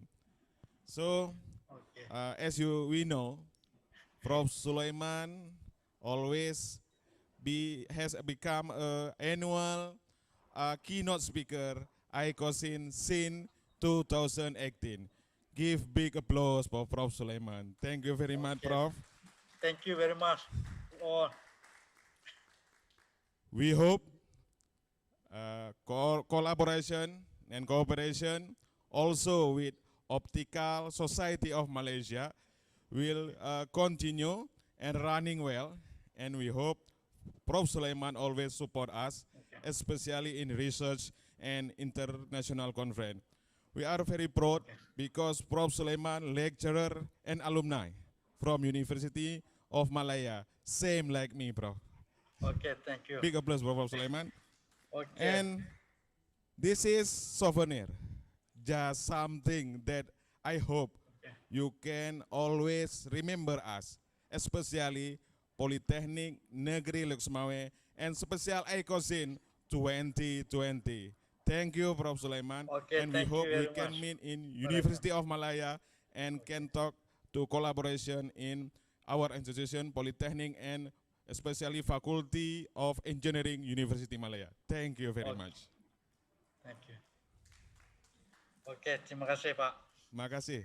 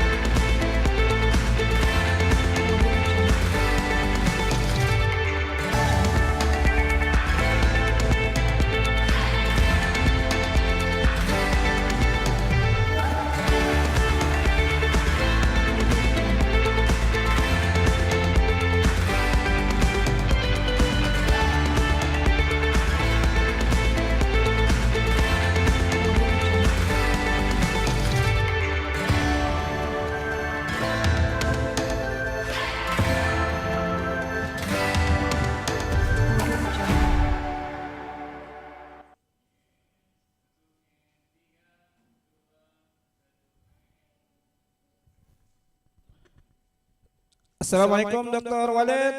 Waalaikumsalam. Okay, quick response. Thank you. You're كيف welcome. حال دكتور وليد؟ Alhamdulillah. ما شاء الله. We are happy with your attending in this session. Oh, same here. Same here, yes. But we all. Okay, Dr. Thanks. Walid Muhammad, I want to introduce you to the participants of this conference. Dr. Walid graduated from the Department of Electronic and Electrical Communication, Faculty of Engineering, Cairo University, Giza, Egypt on 1996 with a major in control system. That's why I start the session with Kaifa haluka, Doctor. Alhamdulillah. In 1997, he joined the Lesson Institute, our NILS, Cairo University, as a teaching assistant. He received a MSc degree from the Department of Computer Engineering, Cairo University, under the supervision of Prof. Adel El Nadi and Prof. Ali Fahmi in 1999. Send our regards to them, Prof. Doctor. Sure. In the same year, he joined the College of Optics and Photonics, CREOL, University of Central Florida, Orlando, FLUSA, as a research assistant. So that you are enjoyed today. In 2001, he received MSc degree in optics. In 2001, he completed his PhD work in 2004, and his thesis was titled Nano Micro-Optical Element for Mode Coupling Application. In 2004, he joined with Prof. P.W.E. Smith's Ultrafast Photonic Laboratory, UPL, Electrical and Computer Engineering Department, University of Toronto, as a postdoctoral fellow. In 2005, he joined with Prof. Lee Quan's group at the same university. In 2007, Dr. Muhammad joined the International School of Engineering, Chulalongkorn University. I'm sorry if some mistake to mention. No problem. No, you pronounce properly. Mashallah. Bangkok, Thailand, and as instructor in the Nano Engineering Department. He taught optoelectronics, fundamental of optics, numerical modeling, nanoelectronics, and research methodology. As of September 2010, he joined the School of Engineering Bangkok University as a research scholar until now. Today,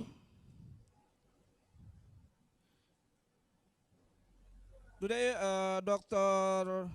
Walid will present his research with the title Thin Film of Nanoparticle for Optical Sensing. Yeah. We have 20 minutes, Doctor, Yes. to share your research experience, and we have 10 minutes for question and answer. Please take a time, Doctor. Okay. Thank you very much. And actually, this is my third time here, so I'm always happy to be with the ICOSIGN conference. So to keep things short within the time, the work, first of all, that I'm presenting here, I don't know, you see the screen, first of all. Is the screen clear? Okay. So the work is a collaboration work with Chulalongkorn University, with my former student, Dr. Sharaslak, as well as with a very honorable contribution from the Islamic University in Gaza, in Palestine, Professor Hala El Khozandar, where we actually started our collaboration 3 years ago. So the focus of my work, or our group work, to be more accurate, is to study. We provided a theoretical study on a formation of a thin film of nanoparticles, either as an embedded form, as in this way, embedded into a film, or forming a monolayer nanoparticles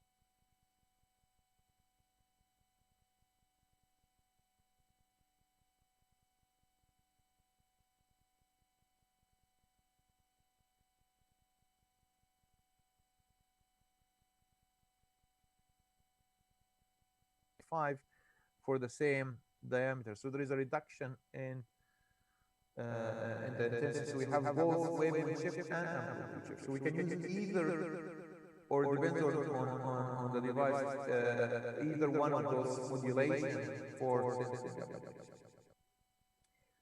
So as a sensor, here is an example, what we define as an intensity dynamic range, which is the peak reference at water minus an air in terms of an absolute value. And also I'm sorry, here is the intensity dynamic range and wavelength dynamic range. So we define the change in the intensity and change in the wavelength peak. This is an example of gold. What we talk about always gold nanoparticles. When we change a volume fraction, and this is the intensity dynamic range. And you can see for larger particles around 80 nanometer, we can, I'm sorry, a larger film thickness, large film thickness at 80 nanometer, there is an obvious increase in the intensity modulation. However, we have a larger wavelength dynamic range at a lower film thickness. So for intensity modulation, I'm sorry,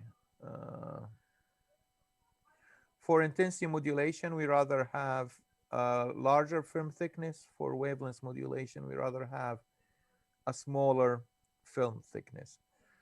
So this was the first part of the study when we embedded the nanoparticle into a film for the limits. Okay. So this is when we try to change the material. This is an example with the wavelength dynamic for the case of a copper nanoparticle. It's behaving a bit differently, but we can see that it goes down and up again for the larger film, so but slightly different. However, when we use nickel seem to be a bit more promising, particularly in this range. Here was not really a predictable peak, so that's why the range is too high. But if you look here for a higher volume fraction, it seems to give us a good wavelength dynamic range. So this was the first example when we did embedded nanoparticles in the film. Now we go to the other part of the talk, which is actually more recent and more interesting, that if we want to put the size effect, the size of the nanoparticle effect into a formation of a monolayer. So basically the idea here is different.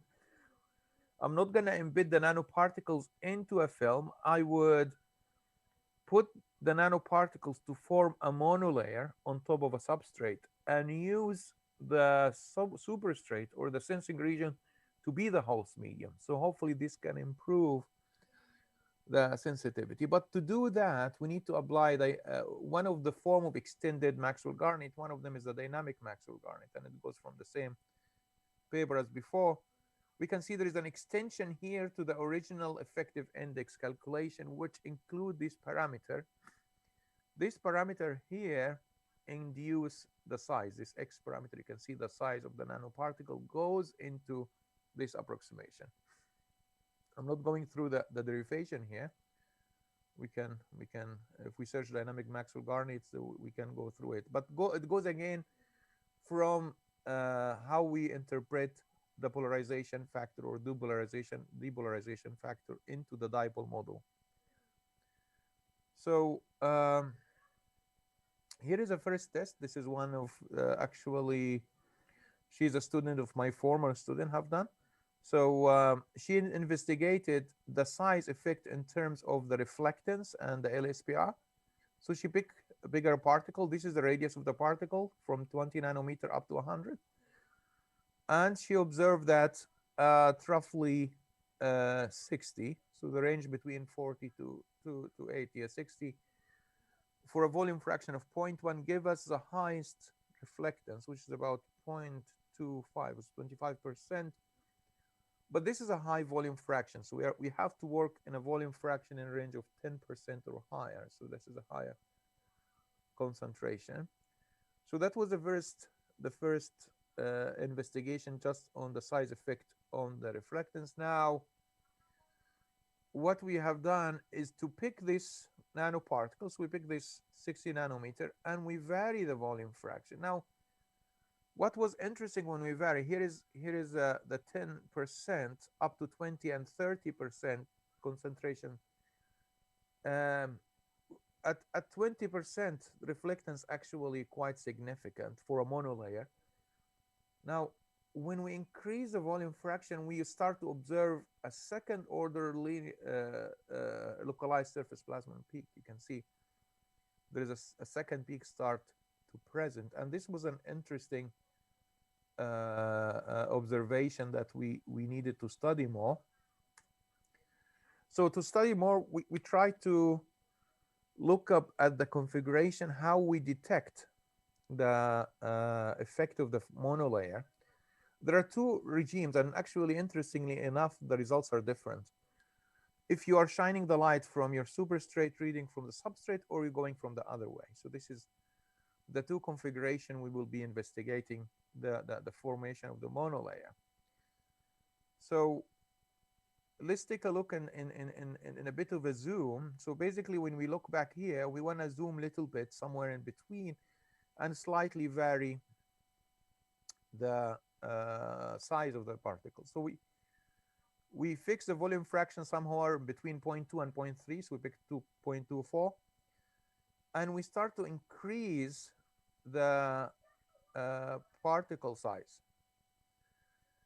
What we can see here, that the first order LSPR, or localized surface plasmon, experience a red shift, then a blue shift. It's a very interesting. It goes red and blue. The peak, the second order linear localized SPR, show always a red shift, but it show a more dynamic operation range. So it was one of the very interesting observation, that the red then blue shift for this one. So it seemed that the first order will go on a blue shift right after the presence of the second order LSPR. It's basically, it looks like a formation of super mode, in a one way. So let's compare first for a smaller, the two configuration. For a smaller diameter, 30 nanometer, we don't have excitation of the second order at this range. However, for the first configuration, there is a blue shift and there is a larger slope. So when you are reading from the superstrate, we see a clear blue shift in the spectrum and the LSPR. This is in transmittance. If we go from the other way, we actually see a red shift, a very small red shift, and it's almost no change, but still, actually, it's going in a red shift. So this is, we couldn't explain 100% why, but this is a very interesting observation that depends where you look at your measurement. Where you take your measurement, you would actually get a different behavior. In a second comparison, I guess this is the last part of my slide. Hopefully I was on time. In a second comparison, we compare for a larger particle, which is 80 nanometer diameter. Now, for the first configuration, so the first configuration we are reading from, we're reading from the substrate. The first LSPR doesn't show much of a change. The second LSPR shows a small red shift. However, the second configuration, the first order, the LSPR show us a clear blue shift, and the second order show us a clear red shift with a larger slope. So in this case, as a conclusion, we have studied that for a small particle in a polymer film, we observe a blue shift when we increase the superstrate index. So this blue shift is observed in a very small particle in a small thin film, and we show that we could use it easily for vapor or humidity sensing, for both wavelengths and intensity modulation. If we increase the particle size, that typically we should see a red shift. However, this one doesn't hold because blue shift is observed in first order LSPR, particularly near the region when we start exciting a second localized SPR. So if you want to use a mono layer or an embedded nanoparticle in a film for sensing application, we need to select a proper combination of diameter, volume fraction, as well as which configuration we are reading. It seems the second configuration where we are, this configuration, if yeah, this configuration seems to be providing a better response, meaning we shine the light through the sensing region and detect from the substrate, would give us better response in larger nanoparticle compared to smaller, where the other configuration will be better. So another thing is, if we work on the second order LSPR, it shows to give us a higher sensitivity compared to the first order LSPR. And that should end, and I will be happy to receive questions. Thank you, Dr. Walid Mohammed, for your fixed time. Thank you very much for us also. Okay, 10 minutes feature we can use as the question and answer from the participations. Ladies and gentlemen, please ask or sharing your knowledge to Dr. Walid Mohammed.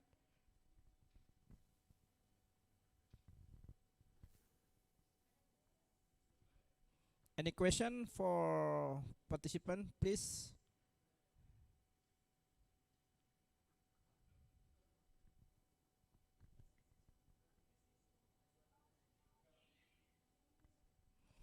Okay, first question from Azwar Yunus to Dr. Walid Mohammed. Would you like to discuss a bit about the technology for producing of monolayer thin film, PVD, CVD, or any other? Please, Doctor. The technology. Okay. For making the monolayers, I'm not actually involved in that part, but our partner, they will be actually making some. Actually, we have bought some of the already made ones, but I can talk about. So I'm not really aware of the technology of making them, but the ones we have done before, the long back in 2011, was a dipping technology, which was less uniform, and we couldn't really guarantee that the monolayer would be giving the high volume fraction. I can, however, pass this question to our collaborator, the one that actually make the nanoparticle, and I will be happy to give the answer by email. So if he can email me his contact, I will pass his question to our collaborator, the one that makes the nanoparticle. Okay, Mr. Azwarines, maybe you can contact directly Dr. Walid for the future to extend your knowledge. I believe that you will get same like Dr. Walid Mohammed, inshallah. Next question.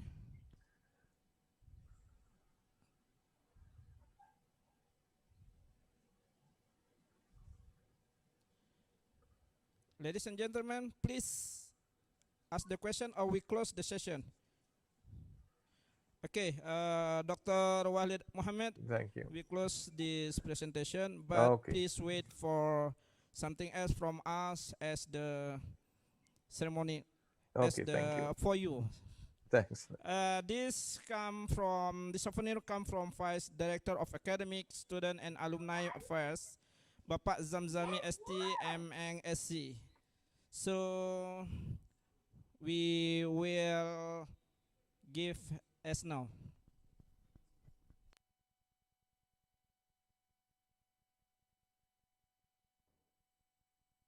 Vice Director of Academic, Student and Alumni Affairs of Politeknik Negeri Lhokseumawe, and on behalf of the committee, would like to express our appreciation and gratitude to Dr. Walid Mohammed as the keynote speaker for this year's ECOSYN. Dr. Mohammed has become our annual keynote speaker since ECOSYN 2018. Thank you doctor, and this souvenir is only something that I hope can make you remember us and a cousin. Thank you. Thank you. Yeah, thank you very much, and I'm always happy to participate. And hopefully, we'll be with you guys in the next one, inshallah. Thank you, Doctor.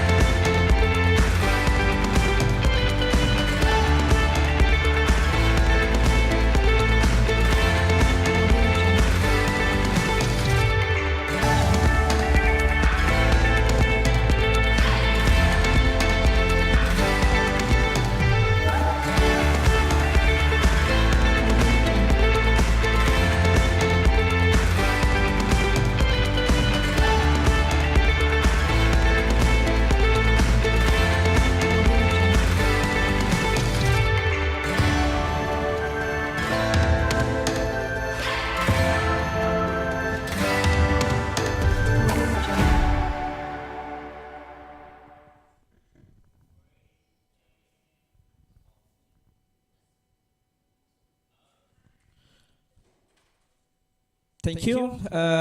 Assalamualaikum, Dr. Ahmad Agus.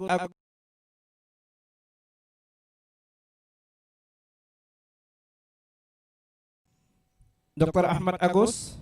Dr. Agus, please join. Please respond as we can start for the presentation. Yes. Okay, thank you for quick response, Dr. Agus.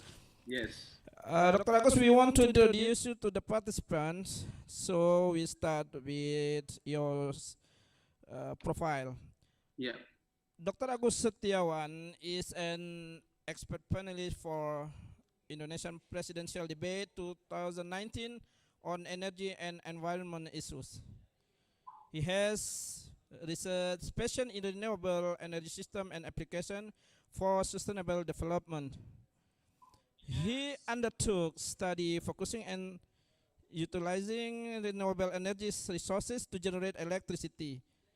He obtained PhD in renewable energy and power system from Cardiff University, Australia. MSc in sustainable energy engineering from the Royal Institute of Technology KTH, Sweden, and MBA in electrical engineering from University Gajah Mada, Indonesia, where he is currently teaching at the Department of Nuclear Engineering of Engineering Physics, University Gajah Mada. He is actively involved in the working group on energy self-sufficient program for Indonesia within the Institute of Research and Community Services of UGM, University Gajah Mada, and an active member of Indonesia Renewable Energy Society. He is involved in the project development of hybrid power system for our outermost island of Marampit in cooperation with the Ministry of Research and Technology Indonesia. He is a clean energy specialist for World Bank on improving energy project delivery (IEPD) at Indonesian Ministry of Energy and Mineral Resources, and expert staff in formulating draft of local government regulation on renewable energy for Yogyakarta Province, Indonesia. He is an Indonesian expert resource person for mapping research and development on renewable energy technologies and policies in Asian by Asian's German Energy Program, or AGEP, and Asian Center for Energy, or ACE, and winner of Mondialego Energy Award sponsored by UNESCO and Daimler. This work draws some other awards: PII Engineering Award from the Institution of Engineers Indonesia, Australian Alumni Award for Sustainable Economic and Social Development from Australian Embassy in Indonesia, Energy Globe Award from Austrian Energy Foundation, the Outstanding Flagship Project Recognition in the Global Regional Center of Expertise RCE Conference, Okayama, Japan, and also the Professional Achievement Award Science and Engineering in the Curtin University Alumni Achievement Awards. Dr. Ahmad Agustiawan,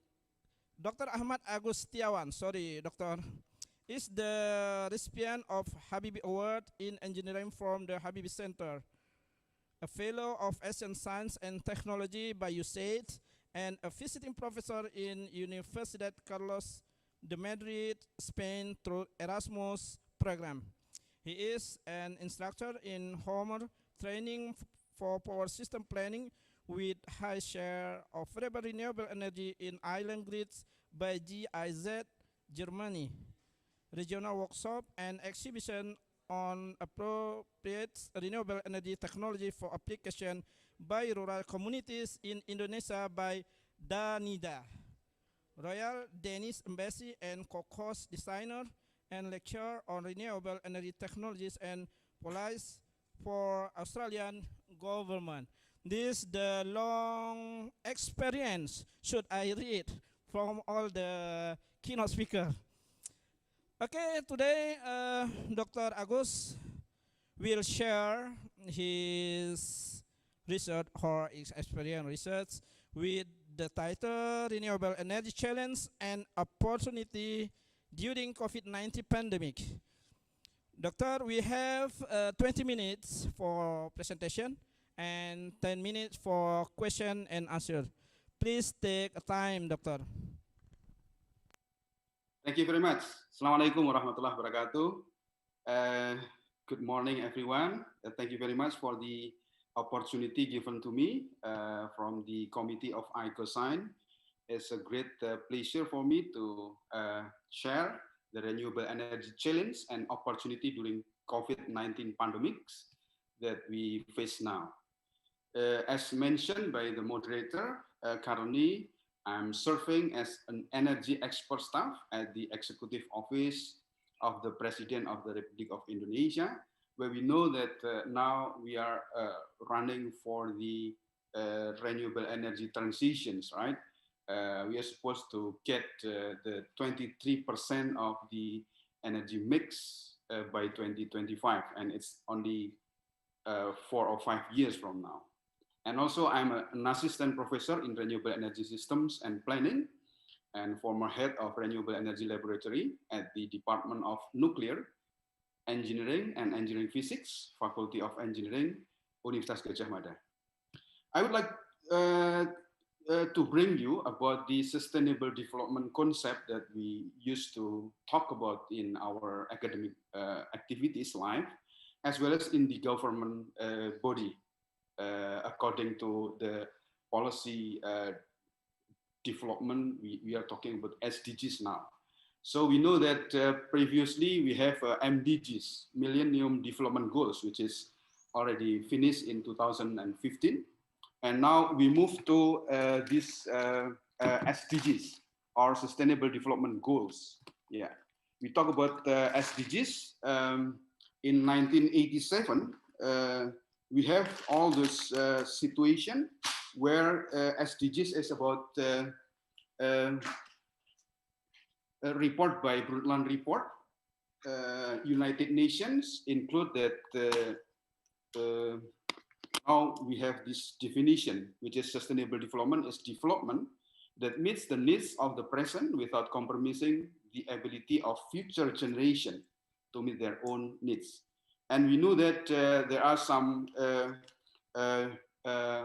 variables in the commitments of sustainable developments, and this is brought from Rio +20 and beyond.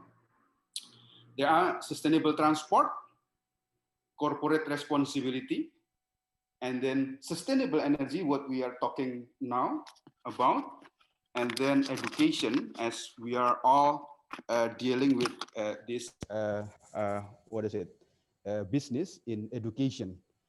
So at least two parameters, sustainable energy and education, that we are talking now and for this session. Let's see the sustainable energy for all concept. In 2012, the Secretary General at that time, Mr. Ban Ki-moon, come and introduce such a concept and a program, which is very important for that moment and until now. And maybe we don't know when it will be reached. One is ensuring universal access to modern energy services, and then doubling the global rate of improvement in energy efficiency, and doubling the share of renewable energy in the global energy mix, as we are talking now. So sustainable energy is about energy, accessible, cleaner, and more efficient powers opportunity. Now let's talk about this 2020. In 2012, it was introduced, sustainable energy for all. 8 years after, we don't know what happened. Suddenly we got this COVID, right? COVID makes everything change, make everything different now. So as we see here, this is from the IEA, the International Energy Agency, outlook of world energy in 2020. Suddenly coming this 2020, what is it, a pandemic, which is started from Wuhan, China, and then spread over throughout the world. And even now, this committee, this conference committee, need to adjust about this, the way delivering the conference. Now we have to do that online and so on and so forth. So this happened to all single layers of our livelihoods. So when we talk about this IEA, global electricity generation by fuel, terawatt hours in terms of world energy outlook, we can see here, the first one, the black one, the coal, is previously going up and up. The trend was, exponentially, until what happened now, COVID. And then afterwards, the IEA would like to forecast the utilization of coal will not just like before, but it will maybe flat or decrease. And we'll talk about this later, maybe because of the policy and so on and so forth. And then we see here, the blue one is the gas, the way we utilize gas. Even in Indonesia, this graph is confirmed that we utilize gas as much as from 90s till now, 2020. And after the COVID, it seems that the forecasting still going up. Yes, we still have some gases resources, and we need to utilize it properly for the development. And then we have here is the hydro. So it is part of renewable energy, but in terms of hydro power, it is going up and still increasing after the COVID. And then here we can see nuclear. Nuclear is quite flat, but still increase slightly. And then even after the COVID, here is the accident of Fukushima. If you remember, 2011, make some change, decreasing nuclear, yes. But then after that, it is increased again. And in COVID also, the trend is still flat or increased slightly. And then oil. Oil here is the trend is decreasing from day to day, from years to years. And from now on, 2020, COVID and so on, will decrease. But the thing is quite challenging and different with the situation of non-hydro renewables, which is wind and solar. According to this report, solar is the king. So we can see here that it will increase, started from 2000, 2005, 2010 here. What happened to Indonesia, we can talk about later. Then it increased, yeah, exponentially And during the COVID, yes, but after the COVID, it is still forecasted that it will increase sharply, quite different with others. So what happened this one? So let's see the global oil demand by scenario 2010, 2040. Here we got this trajectory that previously, pre-crisis trajectory, everything is going up for oil demand. But after that, after this COVID, everything is different, totally different. And then it goes down, it will go up for the stated policy scenario, but for the delay recovery scenario, it will be quite flat. And even for the SD sustainable development scenario, it will decrease quite dramatically. Yeah, it is according to the IEA global oil demand by scenario. You can read it through this for the report. And then let's see the coal demand. The coal is projected quite slight, quite steady in pre-crisis. And then after crisis, it will goes down, and delayed recovery is going down deeper, but deeper in sustainable development scenario. So we can talk about these two fossil fuels resources will decrease in the near future. Yeah, these two sustainable development scenarios for oil and coal demand is quite, how to say, is quite okay for this scenario. We have another scenario which is quite dramatic, which is quite revolutionary after this. We'll see that. And then according to the historical data, historical CO2 emissions and projected emissions from operating energy infrastructure, as it was used historically in 1900 until 2100 maybe, yeah. We can see here what happened after the industrial era. So mostly human beings utilize all technologies, and it is fueled by mostly fossil fuel. Yeah, so we can see in here, since 1900, everything is increased, yeah, from power, from industry, and others. And others include the transportation and others. All emit CO2, and we can see here, it even during the World War, it decreased slightly. During World War II, decreased slightly, but after that, every single development is utilizing was it quite abundantly resources from the fossil fuel, and we can see here now combining this idea emission and then also renewable energy or clean energy will be quite challenging issues to cope with this future challenge on existing and under construction energy infrastructure. For sure, we still want to have or to keep our lifestyle, but then we have also to tackle with the issues on emissions and so on and so forth. So we can see in here, as I mentioned before, sustainable development scenarios is quite quite dramatic, but the net zero emissions by 2050 case much more challenging. It means that everything should brought to the position that a very low carbon dioxide emissions reduction. It means that there will be challenge on providing the technology that cope with this scenario or with this policy. This is according to net zero emissions by 2050. Some countries that already commit with these issues already started their project. For sure, the COVID brings some maybe a challenge, yeah, for this one. Let's see for the Southeast Asia energy transition. So nowadays we heard a lot about energy transition, yeah. What is actually energy transition? It means transition to be more clean, yeah, energy supply and so on, yeah.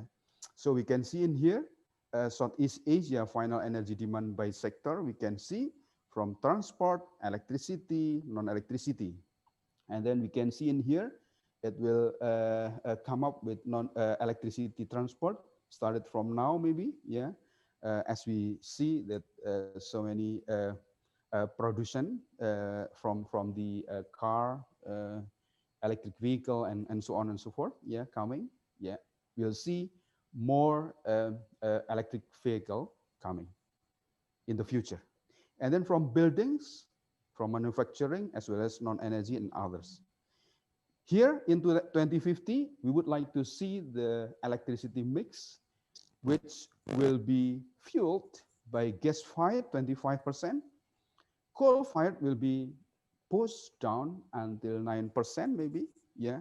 But we can see in here many renewable energy coming, yeah. One is hydropower, it's about 18%, solar PV about 30%, onshore wind about 8%, offshore wind 6%, yeah. We'll see what happened.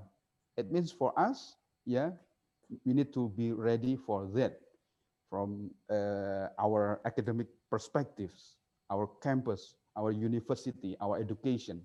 So we have to embrace this, very dynamic change. Let's see the energy consumption by source. Since 80s until 2050, we'll discuss about Indonesia later, yeah. What happened to Indonesia, and it's really give us our picture of Indonesia as well, yeah. During 80s to 2020, what happened during the 2020? There's the COVID era, and previously everything is going up, yeah. Now we can see more and more renewable energy coming in here, yeah. After this 2020, yeah. Wind, solar, solar thermal, hydropower, biomass, geothermal, nuclear maybe, yes, natural gas, oil and coal.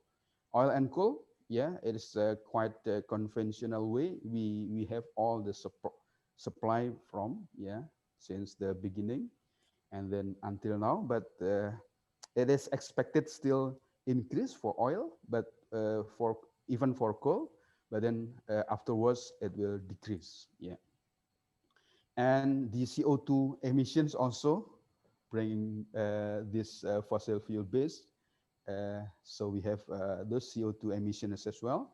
So from transport, from buildings, manufacturing, energy sector, natural gas, as well as others. Yeah. Now the COVID itself, what happened? COVID and the power sector in Southeast Asia. Everybody say that COVID make us halt, yeah, stop from every activities.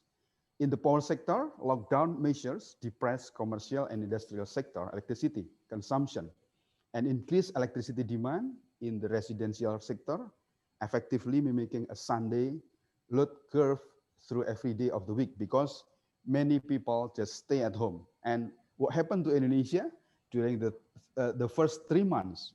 Suddenly, your bill, electricity bill, is getting up, raised, and everybody complain. Why? PLN did not come to my house, check the matters, but they just raise. But if you realize every single activities that we have done, we move it from office or from everywhere, get back to the houses for our residential, yeah. So we can see that as evidence. And then overall electricity demand has decreased, with some countries reporting up to 20% drop in consumption during periods of full lockdown. Indonesia, we don't have this policy for full lockdown, but Malaysia has it. Singapore, maybe, yes, they have. Australia, yeah, some states, they do some lockdown in some partial part of the states. This demand destruction on a scale not seen over the last 70 years, and it has come with the corresponding dive in electricity commodity prices. Now, the reliable and low-cost energy is essential to the pandemic response and also economic recovery. And this from the source. Yeah. We can see in here, the graph shows the reductions of electricity demand after implementing lockdown. Some countries that done those measures. Yeah. So we can see in here, started maybe January, but China is do it earlier, yeah, and maybe in December, yeah. But then after it breaks out, the COVID breaks out, pandemic. See, we can see here, one is that one, India, yeah. They do the lockdown after they found the case in India. After that, it goes down. All electricity demand goes down. Germany, and then China already done that previously before every countries in the world, and then they rest after they can control the pandemic, and then Spain, US, yeah, and others, France, Italy, and so on and so forth. We can see here how the pandemic really impact to our daily life. This closures and partial lockdown as well as full lockdown.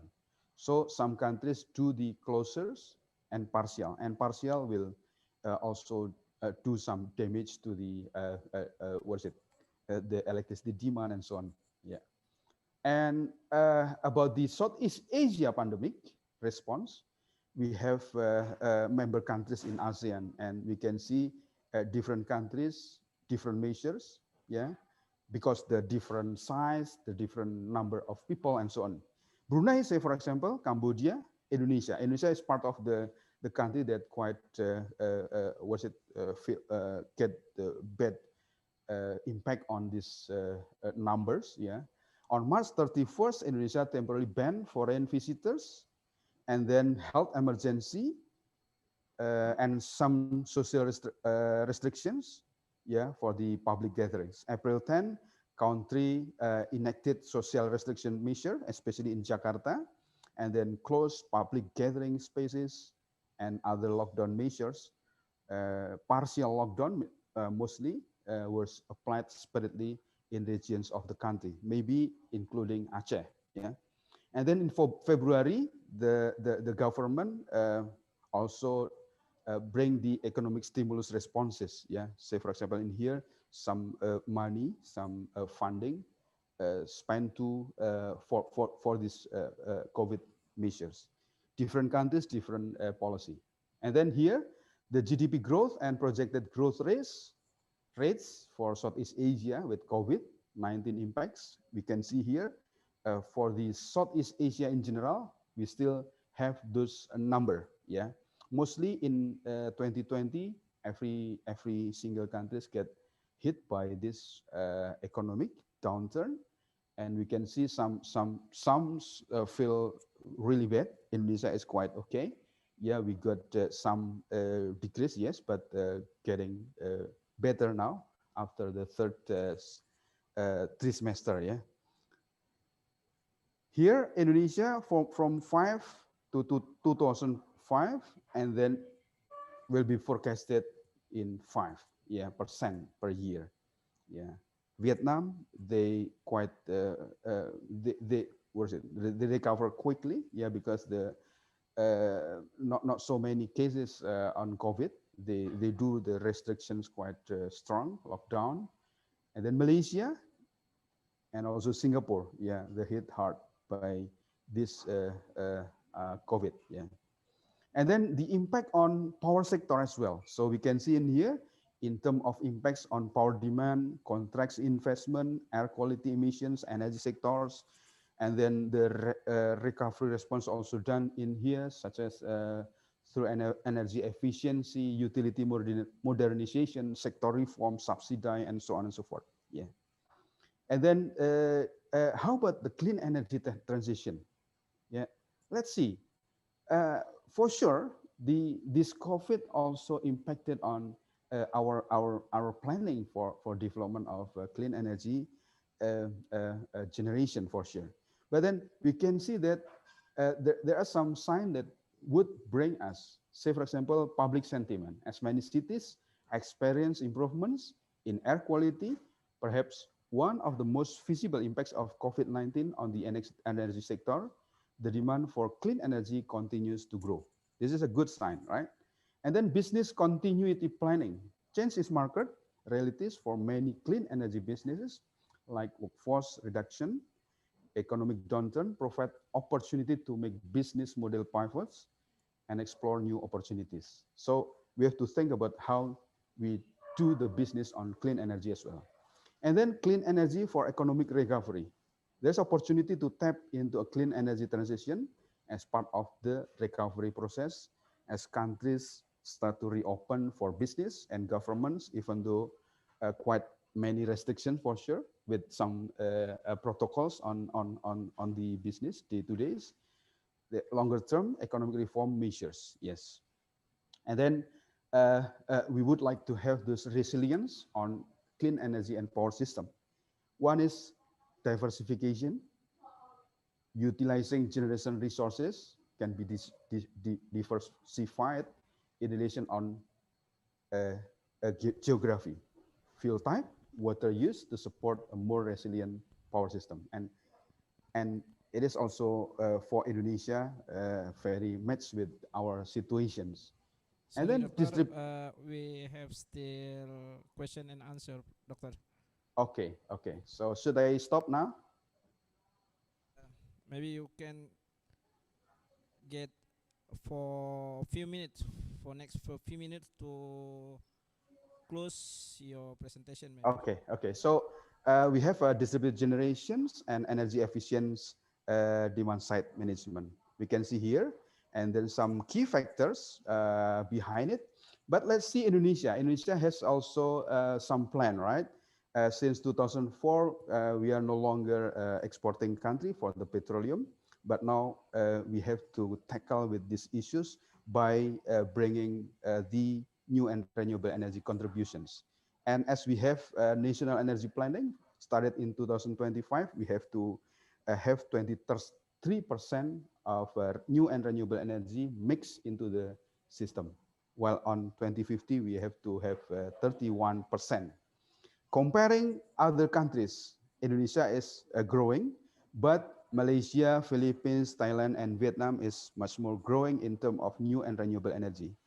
This is the way we target and realize our new and renewable energy planning. Yeah, we would like to have this, the rest of 5 years would bring that development, hopefully. While from potency as well as installed capacity, we still have a lot of potency on new and renewable energy, and small, only 2.5% already installed capacity. Geothermal, we developed much in 2019, will become number 2 in terms of world geothermal installed capacity. Previously, we are under Philippines, yes, and these are some potency and development that we can do, yeah. So this also some challenge. So we would like to bring Indonesia electrification ratio for the village 100%, but still you can see here in terms of geographical conditions, we have challenge on very small islands as well, outer islands, and so on and so forth. So to close that, yeah, there are some projects that actually we have been through, yeah, including this hybrid power system for the future islands and so on and so forth. And we also have those implementations, but due to the time, we have to talk about Co-Fadis Indonesia, where we need to bring the energy transition, utilizing sustainable energy for ensuring sustainable development supported by strong research and development with strategic industries and human resource development program. And PNL will play a crucial factors in here, which is providing human resource development on renewable energy sectors. Thank you very much for your attention. Assalamualaikum warahmatullahi wabarakatuh. Assalamualaikum warahmatullahi wabarakatuh. Thank you very much also, Doctor, to you for your presentation. Now we get some question to Dr. Ahmad. I will read. First question is from Mila Warni, Politeknik Negeri Lhokseumawe. She asks about Indonesia rich in natural resources such as wine, sun, geothermal, mustard, fruit, and other. According to Mr. Ahmad Setiawan, how much has the Indonesia state implemented renewable energy? Yep, thank you very much. So, as the part of my presentation, we got plenty of resources, but only 2.5% has been utilized. So there are a gap, a big gap, and there's an opportunity, big opportunity as well for us. So the challenge and the opportunity for us from the academic side. So we have to answer that challenge. Thank you very much for the question.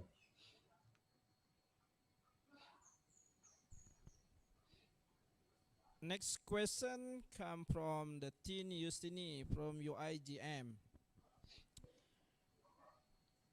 Effect of COVID-19, there is a decreasing in electricity demand, but I don't know, almost household felt the what is that price of electricity in high increase. Can you see in the bill of payment? How do you think about it, and what the solution can you suggest to solve this problem? Because Yes. it's given bad effect to UMKM almost. I mean, I Yes, hope you understand the question. Doctor. Yes, yes, thank you. That's the condition that we face, all of us, yeah, during 3 months from, we started from March, right? March, April, May, and we got this Idul Fitri, even during that, was it Hari Raya, we celebrated at home. So we can see the way we brought every single activities home. Means that we utilize all this electricity because mostly even our lecture, right, we conduct our lecture, we conduct our like conference like this one at home, bring all those resources for electricity, for Wi-Fi, and everything.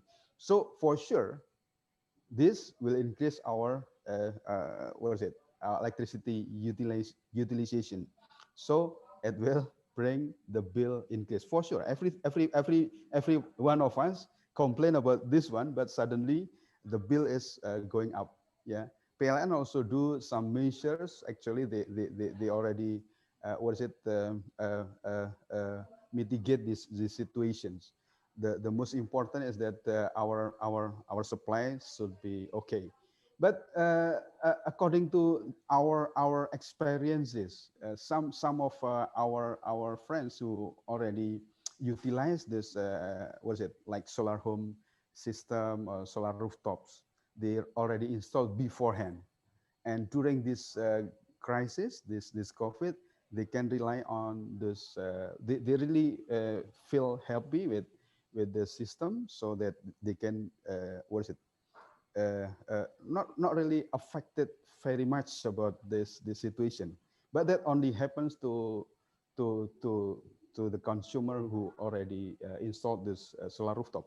And even now government also bring this scheme for the consumers to install the system as well. So we can see that yes, there are some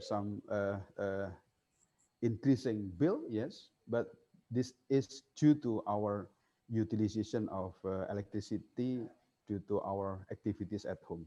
Yep. Thank you. Thank you, Doctor. We have one more question, and we select from Marlon Sibarani from Polmed. Yep. The question she has two questions. First question is, what kind of renewable energy is the cheapest cost and the most efficient for the researchers to do research? That first question. The second question is, how about the Indonesia government supporting to support the cheapest cost and the most efficient renewable energy for the researchers? Yep. Okay, thank you very much. The question is quite good. Actually, Indonesia is part of the trend, right? As I mentioned before, in my graph on the, what is it, the world energy outlook, maybe third or fourth slides, we can see that nowadays this is the trend in the world and including Indonesia, right? The solar energy is increasing sharply, exponentially, and even in 2050 it will come up to the almost 30% of the global energy supply. So you can imagine that this already take off. Previously, it's not really seen, but all now technology and also the cost as well, and even now the cost is quite competitive now. Some countries already come up with the cost of solar energy, which is cheaper than the coal. Yeah, you can mention it. Some countries already done that, and some countries really success in terms of energy transition, such as like Denmark, Scandinavian country, Sweden. Yeah, from where in 2000 they utilize most of energy supply from the coal, maybe, yeah, in Denmark case, and then they come up with 2020 vision, which is 2020 utilizing 20% of renewable energy. But now in this year, they already utilize more than 20%. They come up with 40% up to 50%. And in Australia as well. Yep. So so we can see that this actually possible. And you can see that now even Singapore and Australia, they start to make such a cooperation where Singapore will be electrified by solar energy, which is installed in the northern part of Australia, Northern Territory. They will build such a solar energy park, and then the energy will be sent through Sun Cable Project. So you can check through Google, there is Sun Cable Project from Australia to Singapore that already in plan. So what will happen to us, Indonesia? Yeah, the cable will go through our our region for sure. So we have to be more active, to take this as a challenge as well as opportunity. So the most what is it? Promising for sure, solar energy, because it's available everywhere. But geothermal also put some quite interesting things. As we know that in last year, we come up to the number 2 position for installed capacity. For sure, the geothermal business is quite different with solar energy, where geothermal must bring such a very, what is it? Yeah, sophisticated technology, while solar energy, maybe you can come up with this quite, what is it? Simple maybe, but nowadays it's a modular things happens. So keep working on some technologies that may come for the market. Thank you very much.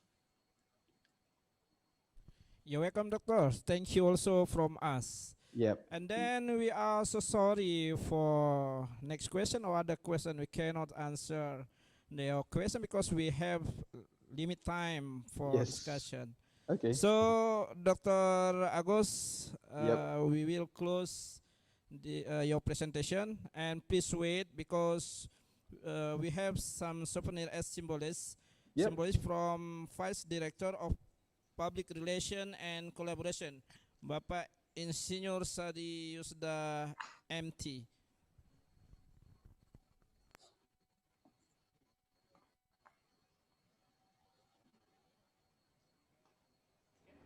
I, the Director of Planning, Cooperation and Information System, Affairs of Politeknik Negeri Lhokseumawe, and on behalf of the committee, would like to express our appreciation and gratitude to Dr. Ahmad Agustiawan as the keynote speaker for this year ICOSIN. Dr. Ahmad Agustiawan had become the keynote speaker for our third national seminar last year that has been held in Banda Aceh. Thank you, Doctor. Thank you. This Thank you souvenir very is much. only something that I hope can make you remember us and ICOSIN. Thank you. Thank you very much. Thank you.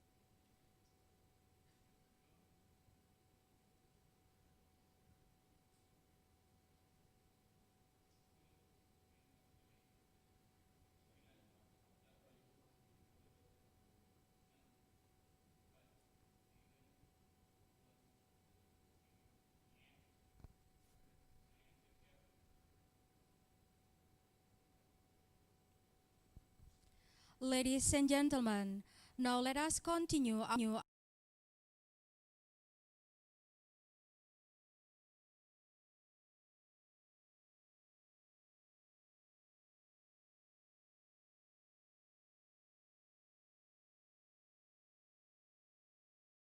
moderator.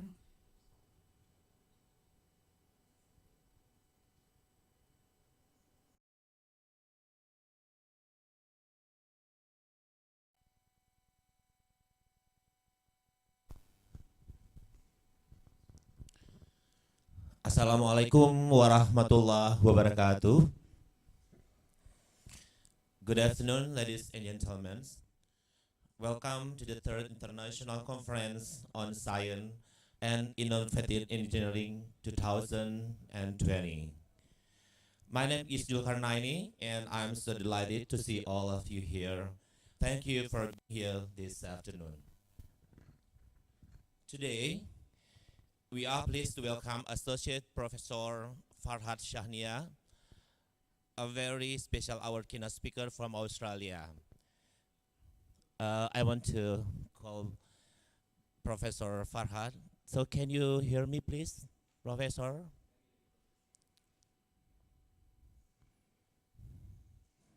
Hello, Professor? Hello? Yeah, okay. Yeah, hello. Yeah, I can hear you. Okay, thank you, Professor. Okay, but before that, let me introduce him first. Associate Professor Farhad Shahnia received his PhD in electrical engineering from Queensland University of Technology, Brisbane in 2012. He is currently an associate professor at Murdoch University. Before that, he was a lecturer at Carleton University from 2012 to 2015, a research scholar at Queensland University of Technology from 2008 to 2011, and an R&D engineer at the Eastern Azerbaijan Electric Power Distribution Company, Iran, from 2005 to 2008. He is currently a fellow member of Engineers Australia, senior member of IEEE, and member of the Australian Association for Engineering Education. Farhad's research falls under distribution network, microgrid, and smart grid concepts. He has authored 1 book and 11 book chapters and 100 more peer-reviewed scholarly articles in international conferences and journals, as well as being an editor of 6 books. Okay, ladies and gentlemen, I think we have to place Professor Farhad today to share his research. The title is Research and Future Research on Microgrid Cluster. With that, I ask that you give your full attention to Professor Farhad and help me in welcoming him to the screen. Professor Farhad, please, time is yours. Yeah, thank you very much. Thank you. And good afternoon, everyone. It's an honor for me to be here with you today. And of course, as was discussed earlier today, this COVID pandemic changed many things in our lives, but it helped us a lot in terms of continuing this type of collaborations and networking and activities that we used to do before through the virtual avenue and through online and internet-based systems. So it's an honor for me to be invited for this conference, for the third international conference on science and innovative engineering. And I really enjoyed the previous talks, and I hope that you find some beneficial points from my talk as well. So I'm going to talk about an interesting topic that's about microgrids and more specifically about microgrid clusters. I'll try to provide a very brief summary about the past and current research areas in that field and generally how that area is going to look like in the next couple of years, especially the next decade. And I'll try to bring some examples about the Australian perspective and especially the similar microgrid projects which have started already in Australia, and I'll try to briefly summarize some of those as well. So if you want to simply start and, well, for the people in the field of electrical or power engineering, this microgrid is sort of almost very well known these days. But if I want to say in very simple words what microgrid is or what we mean by that, in simple words, we are referring to a small interconnected network of generation units and energy storages and loads. So there are some key features in these networks. The very first one is that we are assuming that in contrary to the traditional power systems, which we had large power generation stations, which energy was generated in those large stations and then transmitted through transmission and distribution networks to the end users and to the customers, whether residential or business or industrial. We are assuming that there is going to be a larger participation of smaller size generation units. So we are expecting that our generation units are in the range of a few kilowatt to a few megawatt. We are not expecting several tens of megawatt or gigawatt range of generation. The most important other feature is that we assume that these units, which are smaller in scale, they are also distributed within the network. So we don't have a central point that's the main generation station. We assume that these generations are occurring at the closest possible points to the customers. And more importantly, even some of those units are installed at the customer location, which significantly reduces those traditional problems we had in power systems, such as the power losses and line losses in lengthy transmission distribution systems. But these microgrids, they do have another key important feature, and that is we are assuming that this whole system can work as a grid connected system when there is a utility feeder available. So if there is a utility feeder available, this microgrid as a whole system will be connected to that. And if it is generating more power than what its loads needed, it can export that power to the grid. But if its generation for any period of time is less than what its demand is required, then it can easily import that power from the grid. This is one mode of operation. And the second mode of operation is called the islanded mode, which simply refers to the cases where there is no utility feeder available. Either it doesn't exist, for example, when we come to remote areas, to regional places, which the utilities could never build a line there, or islands where we have like lots of different islands, which they have totally standalone power systems and operated autonomously, and these networks are not connected from one place to another. So these are the two key features when we are talking about the microgrids that adds a lot of flexibilities for us. But before I go further, I want to make a difference and the distinction between this new term of microgrid and then the traditional term that we have it, and that was standalone power systems or SPS.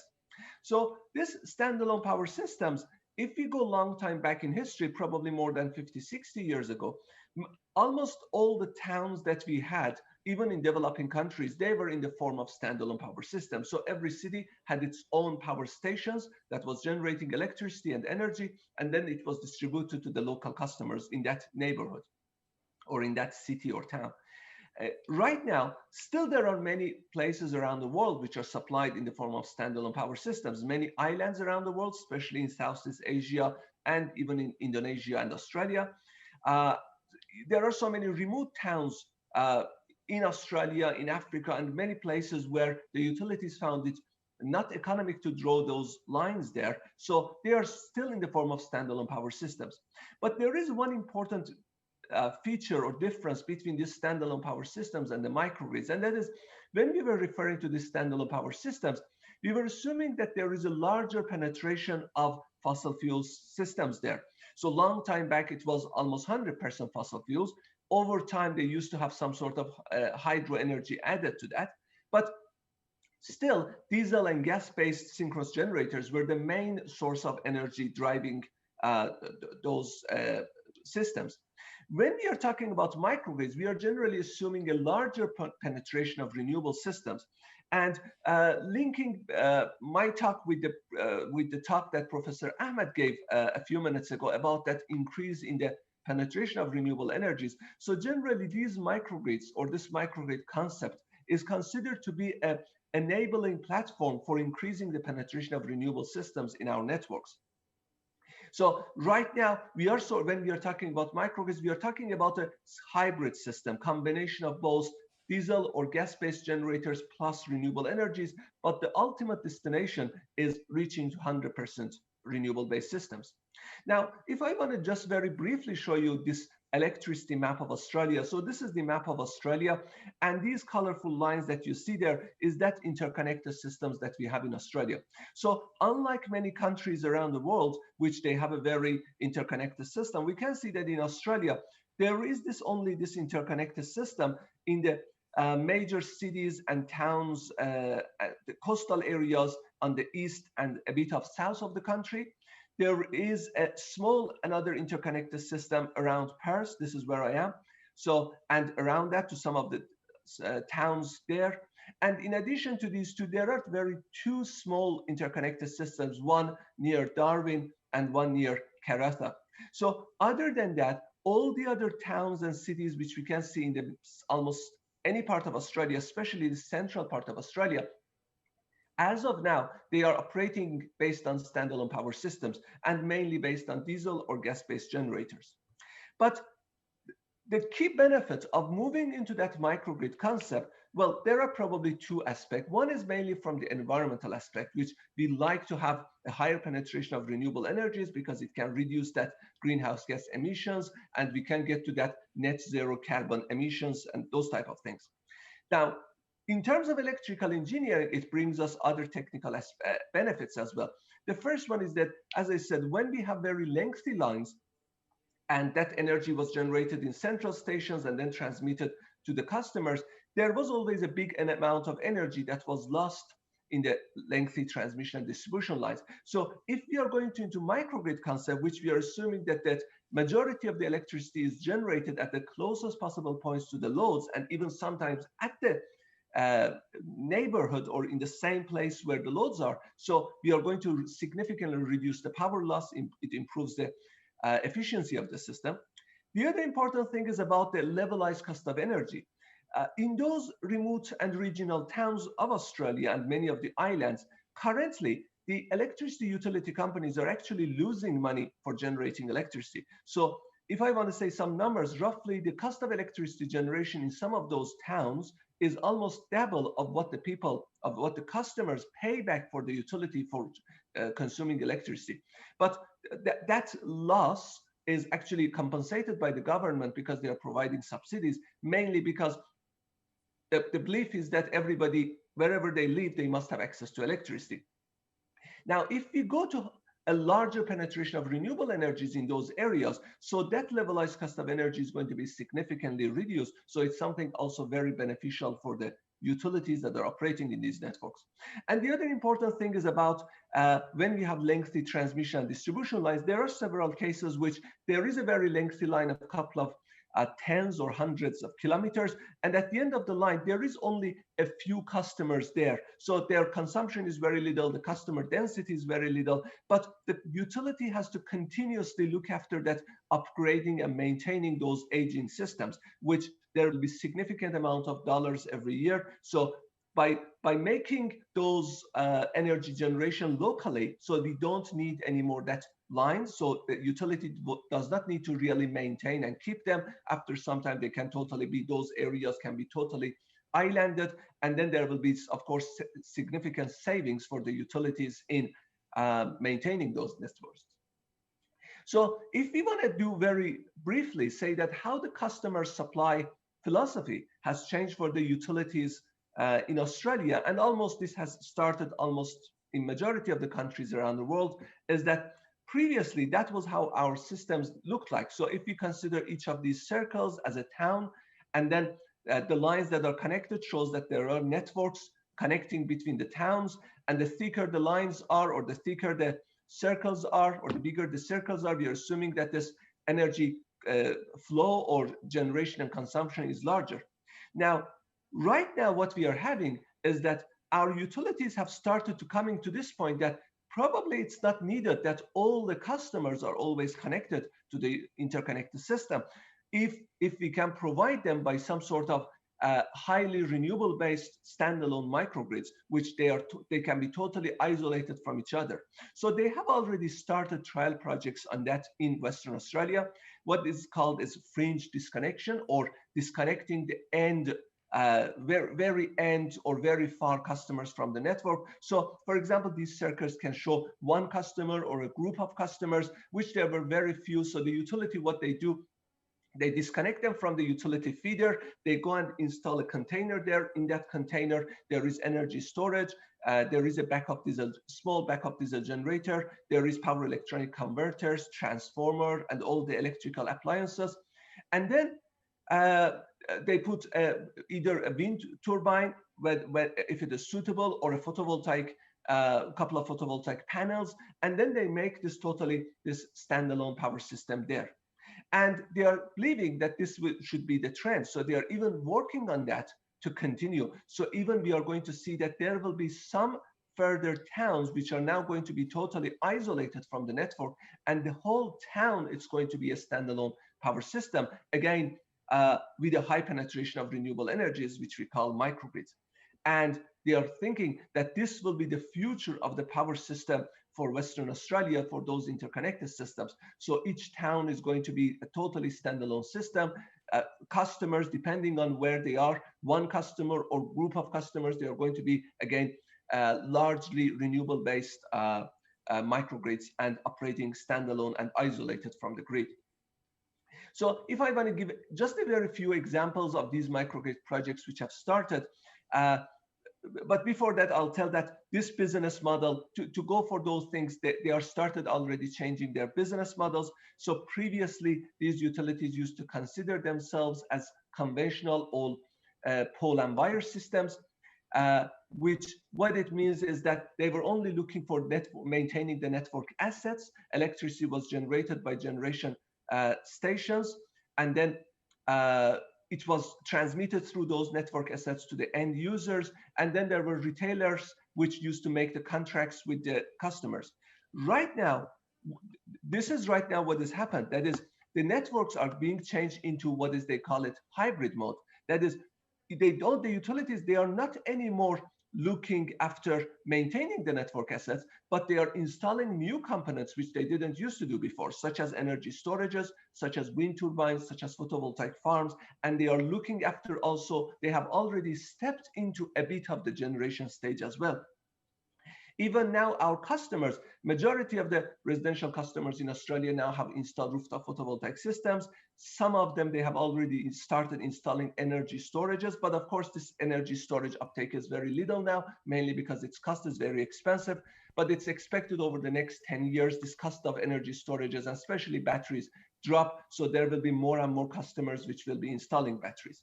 But this is what they are expecting that would happen in the future. So they are assuming that these networks are going to be redundant for many cases, especially for remote areas, which there is, as I said, very little customers there. So the network, each customer is going to be totally as a standalone microgrid, or what they call it, behind the meter. So they are going to have all their generations and energy storages behind their meters, and there will be no need for any connection.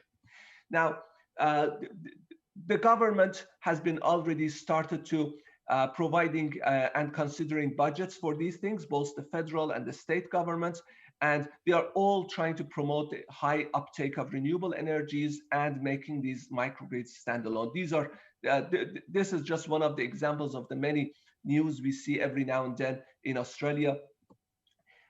If I want to give some examples of those pilot projects, for example, this is the Western Australia, and this is Paris, where I am here. This place is a small town called Onslow. Its population is very small, about 700 people. Its distance is about 1,400 kilometers far from Paris. There has been no utility feeder ever built to that area. So right now, electricity generation there is in the form of just fossil fuels. The utility, in 2018, they decided to build a very large renewable-based microgrid project there. It's a combination of photovoltaic system and energy storage. And the plan is that up to 70% of the total energy generation becomes through this renewable-based system. Another example. Excuse me. Yes, please. Yeah. Yeah, we have a limitation times. Yeah, sure. Yeah. How many minutes do I have? This is about 20 minutes. 20 minutes left, or No, more, for more, 5 more minutes. Okay, sure, no worries. All Yeah, we no. have to 30 minutes for you. Yeah, fantastic. Including fantastic. key answer. Okay. Of course. So I'll try to make it very short and go quickly. So Okay, if you want, I can skip these examples which I was going to discuss. I'll just come to this, mainly introducing that new research avenue, which is very suiting in those areas. And as I said at the beginning, we do have two very well-developed areas for modes of operation for microgrids. One of them is grid-connected microgrids, and one of them was islanded. But right now, what I'm trying to introduce, and that is very recently, it has started, especially over the last 2 years, and we are seeing that some papers and research is happening in that area. And that generally is referred to microgrid clusters or provisional coupling of neighboring islanded microgrids. So if I just want to explain it, let us assume that, for example, you have an area which there are a couple of microgrids there. So each of these microgrids might have been built by one investor as a private investor or a utility. And each of them, they are located in a close distance with each other. So if we assume that there is some sort of infrastructure that can connect these microgrids to each other, I'll explain that in the next 1 or 2 slides. But if we have that some sort of connection possibility between them, what we can have is that if any time one of these microgrids experiences overloading or excessive generation from its renewable sources, instead of curtailing those extra load or curtailing that extra generation, they can connect to each other temporarily and exchange power with each other. Now, so the simple question is that, is it beneficial? Of course, it is beneficial. It can reduce the load shedding when one of the microgrids are experiencing overloading. It is going to reduce the renewable energy curtailment when one of them is experiencing excessive generation possibility. And if there is any time a fault in the network that one of the generators is left out and one microgrid is now in need for support, they can also support each other, which again will increase the self-healing reliability or the resilience of the system. Now, to do that, there are some very key aspects which have to be addressed and solved so that we can realize these systems. The first one is that how can we notice that one of the microgrids is in trouble and needs for that interconnection? So in simple words, if you assume that there are 2 microgrids and they are going to be connected with each other, there should be some sort of algorithm and technique to decide that. So this is very simple. If we have 2 microgrids, we can of course assume that whether we have a centralized control or a decentralized control. So depending on each control method, we can look into some parameters in the system and decide that. And me with some of my students and colleagues, we have already started working on that, and we have published some preliminary results and suggestions. But this is just at the very beginning, because once we have more than 2 microgrids, the situation becomes more difficult and more sophisticated. The next important thing is that if there is more than 2 microgrids connected, then how we should decide that which neighboring microgrid should be connected to that troubled microgrid. We can consider many different criteria. For example, is the next microgrid offering electricity at a cheaper price for me or not? Is the length of them is too much and there will be high power loss or no? If they are connected to each other, what will be the resulting voltage and frequency deviation in the system, and so on. So we can have different techniques to use that. We can go for optimization-based techniques, which will be very good. We will get optimal results, but usually optimization techniques are always slow, and we need fast decision. So decision-making approaches seem to be better. Of course, they don't yield the optimal result, but they are faster. The next important question is that what should be the suitable topology for our system? So we can assume there are lots of different topologies, but deciding on the topology depends on different factors: how much we want to invest, how much we want to spend for that, how frequently this system is going to be used. Is that coupling going to happen once every 15 minutes or once every day? So that dictates many factors, and how flexible we want our system to be. The next important thing is about that connection itself. Is it going to be a 3-phase AC link? If yes, of course, that's very simple. We can use a conventional circuit breaker, but it makes the 2 systems coupled, and then it is not possible to couple them if they have Excuse different me, standards. Professor. Yes. Can you Yeah, stop? I have one more slide to finish. Okay. Yeah, That's great. fantastic. Or we Okay, can go with thanks. power electronic converters, and we go with single phase AC or DC link. And the next important question is that once we want to couple the microgrids, we must always do synchronization. That takes time, and how we should synchronize when multiple microgrids are going to be connected. Stability is the most important thing. We shouldn't connect the systems if it's going to make the both systems unstable. So that stability analysis is very important. And the last thing is that if we have energy storages in the system, how they are going to be coordinated with that coupling of the microgrids. Are they going to be connected first or before, or do we consider different levels that at some certain troubles, batteries are going to be used? If not, then interconnection should happen first. So yeah, sorry for that, and I try to finish very quickly. I'm more than happy to answer your question. Thank you. Okay, thank you very much, Professor. Thank you. Very interesting your topic. Thank you. Your research today. Yeah, we open for the question. Just one question only from from Nelly Safitri. Yes. No. Okay, excuse me. All right. From Marlon Sibarani, Politeknik Negeri Medan. Okay, Professor, this is the question. How many % is the reducing power loss and levelize the energy cost by using microgrid? The first. And the second, do you have any software to count this reducing? If you have it, can I get it? Okay, please welcome.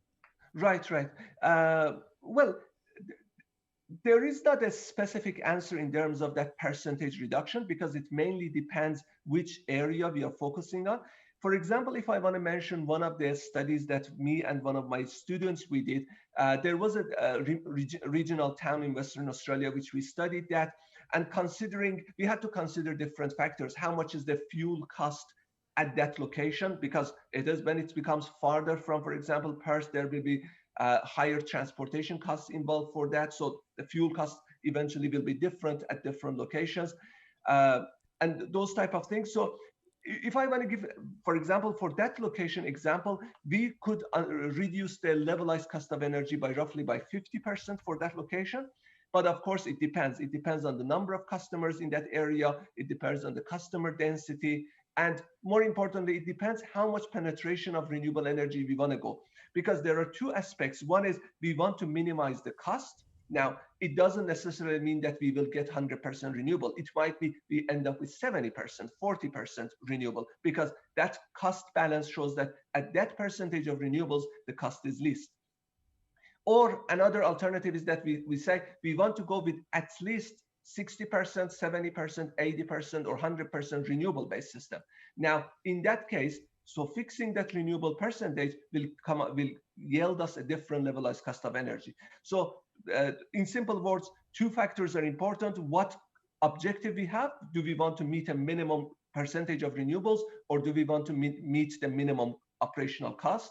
And the other thing is that depends on that network. It depends what renewable sources are available, how much they can generate at the time that the system studies are happening, what is the cost of the different renewable sources when they are provided at that location, including the transportation and etc.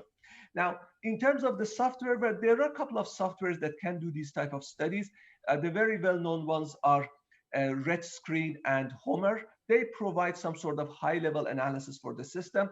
If somebody wants to do more deeper analysis, then usually the way I suggest always to my students and my friends is that one has to do like coding, whether you use MATLAB or Python or any other software, because once you start to do the coding, you can do as more detailed and as more specific that you want for that location.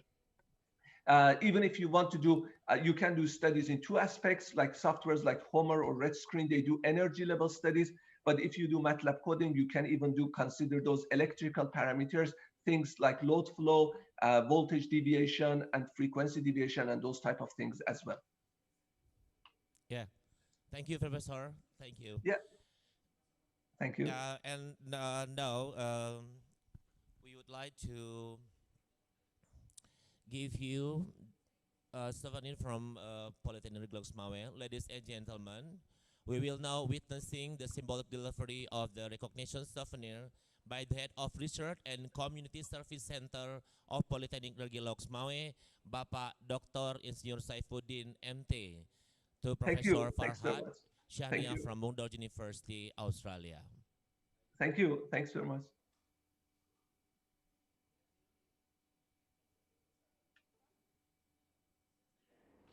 Assalamualaikum warahmatullahi wabarakatuh.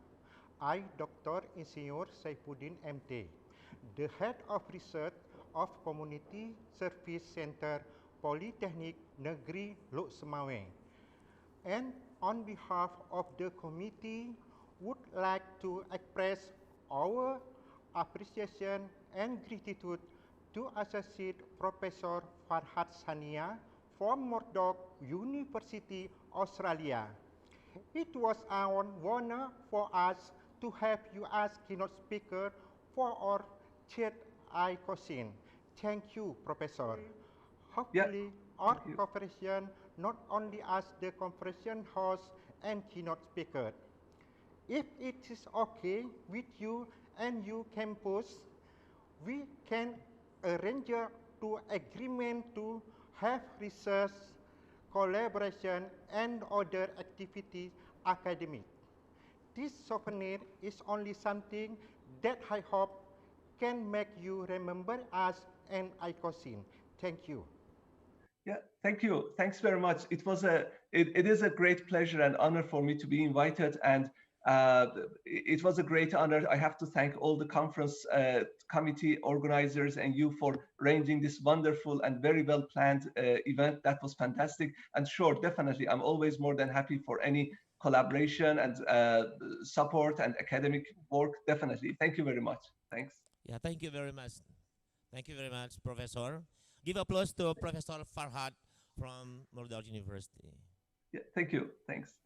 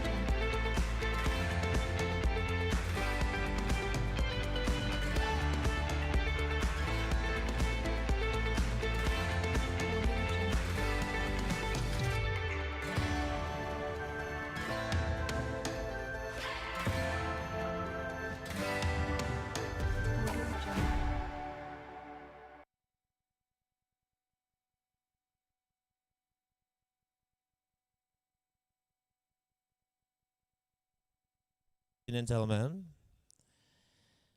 our next keynote speaker is Dr. Nelly Sapitri, and Dr. Nelly Sapitri is here with me. Good afternoon, Dr. Nelly Sapitri.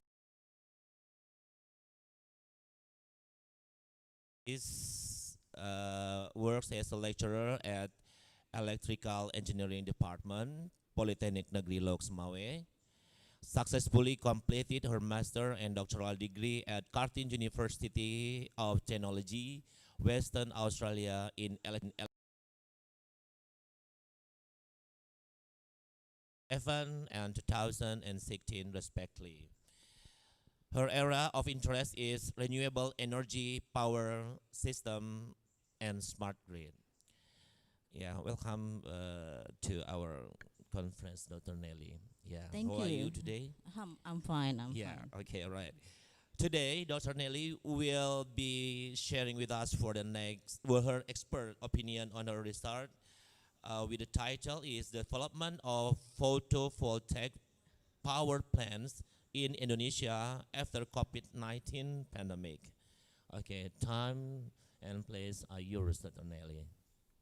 Okay, thank you, Pak Jul, Mr. Jul. Ya. Okay. Assalamualaikum warahmatullahi wabarakatuh.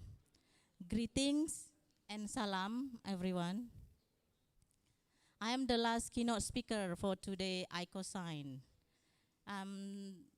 And thank you for the previous keynote speakers, Professor Farhad, Professor Suleiman Wadi, Dr. Muhammad Walid, and Dr. Ahmad Agustiawan for their welcoming presentation.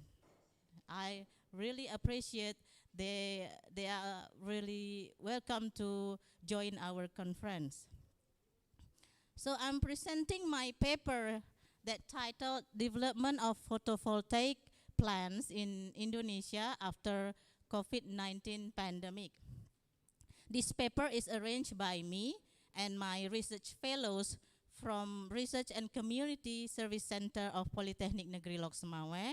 They are Dr. Saifuddin, Dr. Teku Rihayat, Dr. Musbar, and Dr. Usman. Okay, the outline is my presentation is as follow. Back to the first slide, please. Back to the first slide. Back to the first one. First one. Yes, thank you. The background. In this section, I will describe the current situation of common electricity grid in Indonesia, whereas the power flows from the power plant through the transmission and distribution lines, then to the customer side. Also, this section contains the electricity tariff in Indonesia compared to the tariff of Southeast Asian countries. Then this section continues to describe the potential of solar energy in the 34 provinces in Indonesia. The next section is photovoltaic of PV for short, the roadmap and its development strategy. This section includes the solar energy development roadmap in Indonesia and PV on the customer side.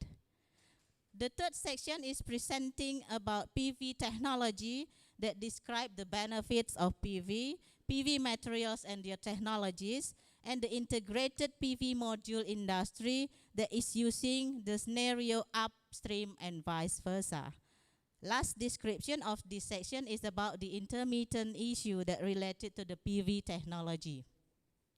The fourth section is discussed about the Indonesian government regulation regarding the use of renewable energy, PV power plant and rooftop PV, and how to apply rooftop PV installation to the National Electricity Company, or in Bahasa we call it PLN for short. The last section is discuss the national renewable energy programs regarding the use of renewable energy, PV power plant and rooftop PV.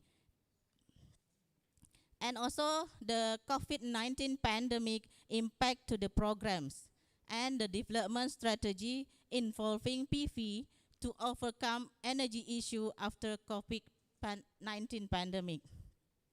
Okay, let's move to the first section. Next slide. Next. Okay. Here we can see that the common electricity grid in Indonesia, where the three main parts, the generation, transmission, and distribution part, mostly built on and operated by PLN as the one and only company that contributes to handle everything electricity in Indonesia since 1958. Next slide.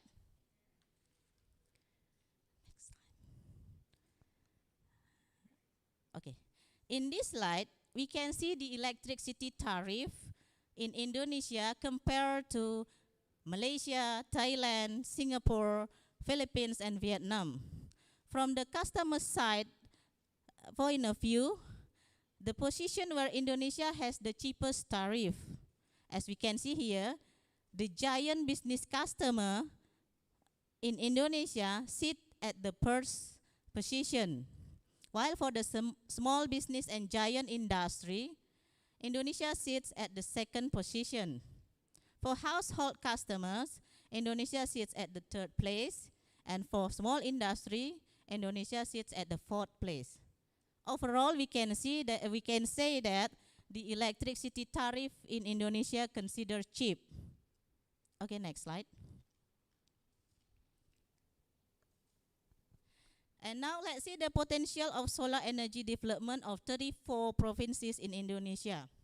Since we all know that Indonesia lies at the equator line that brings benefit to get massive solar radiation, from all the provinces, 5 provinces have the biggest potential that able to produce thousands of megawatts of electric power.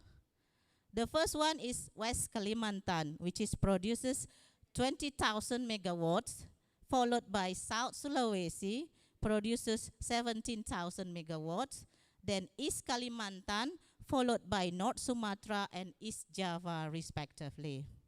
So we can assume that all the solar energy potential in Indonesia is sufficient enough to generate PV power plant due to empower electricity in many particular parts in Indonesia, including urbans, rural area with no electricity, and island.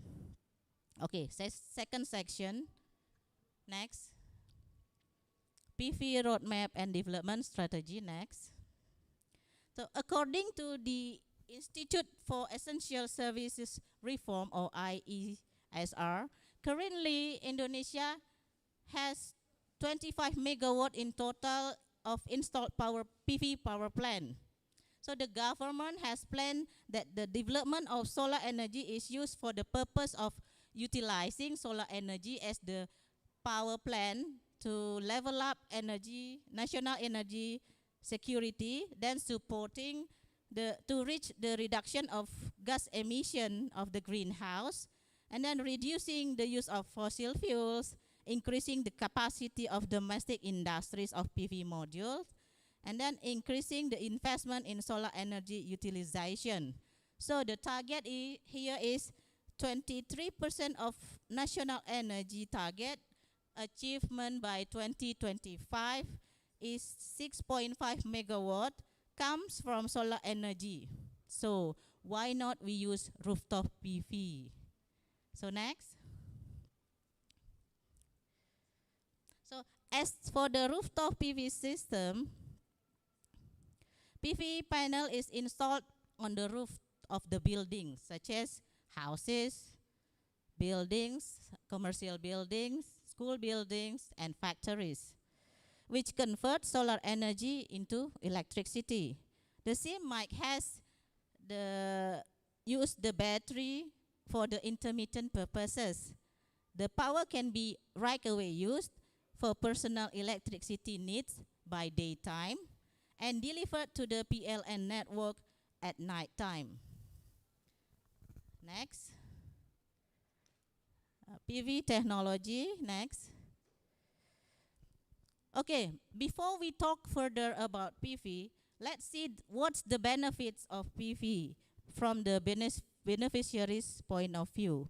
As for the public sector, certainly saving monthly electricity bills means that we pay less since we use less. Pay less since we use less. Also, people can participate in utilizing solar energy thanks to PV power plant and rooftop PV. From the government and PLN point of views, PV brings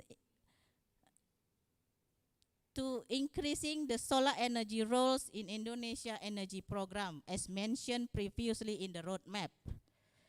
And last but not least, the user's point of views. Beneficiaries come to all PLN customers who have rooftop PV installed on their houses. They get full connected power. Okay, next slide. Okay, let's see here the domestic PV component industry, especially solar modules. In Indonesia, solar modules still at the assembling stage procedure. Solar cells are basically material for manufacturing modules are imported from China. There is already the solar cell industry in Indonesia, but only at the cell printing stage. Okay, next slide.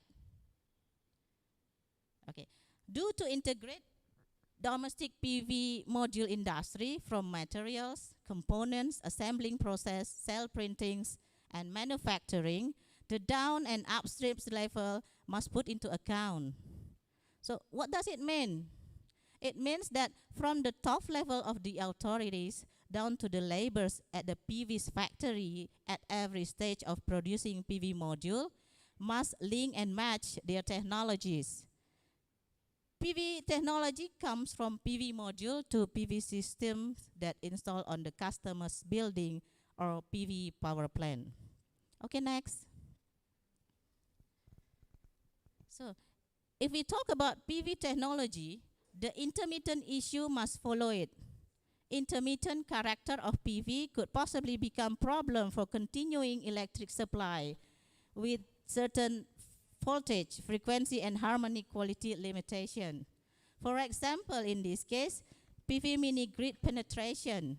At a certain level, intermittent anticipation requires a flexible grid with a control system whose technology level is higher than SCADA.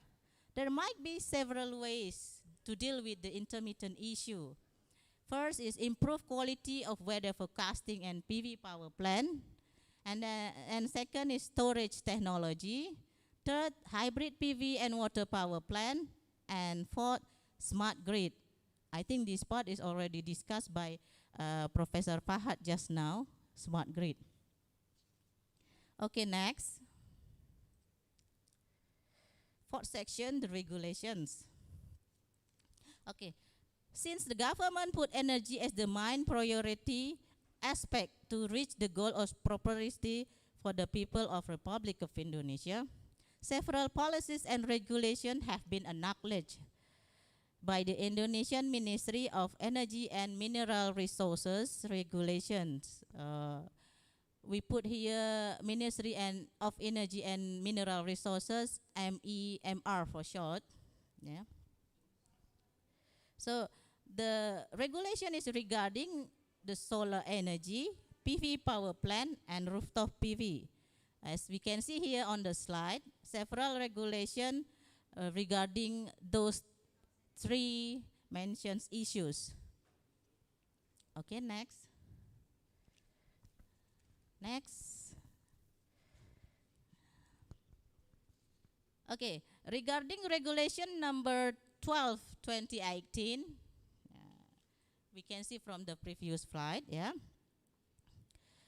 The government put the, we must consider two mechanisms that the local authorities must consider before they planning their area to be installed the power PV or rooftop PV.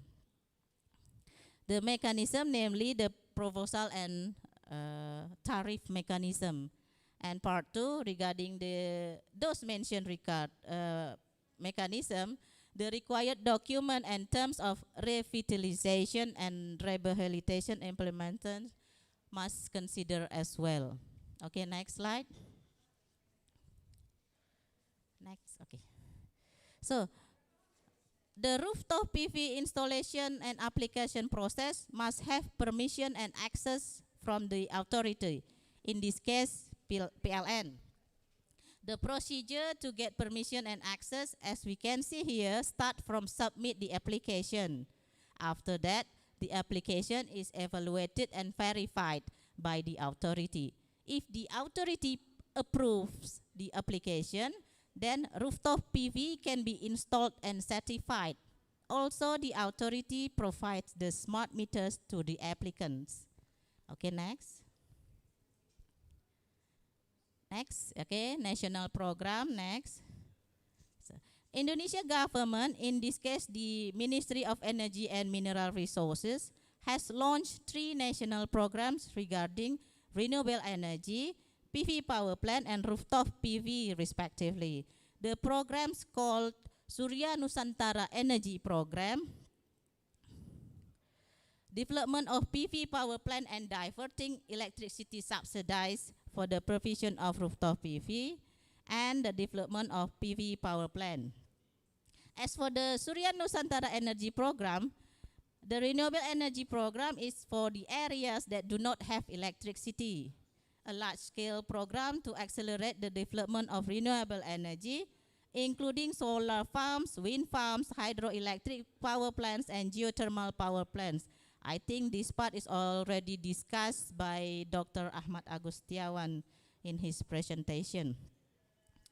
And then for the development of PV power plant, there are two details that have been put, namely the National Smart and Green Building and the National Smart and Green Island. Okay, next. Next. So, as for the diverting electricity subsidized for the provision of rooftop PV, the subsidized is for the PLN customers that have the 450 VA and 950 VA installed at their home. Okay. Next. Okay. This slide tells us about the COVID pandemic impacted on achieving renewable energy targets in Indonesia. So as we can see, the stagnation and inclination in energy demand occurred due to the COVID-19 pandemic.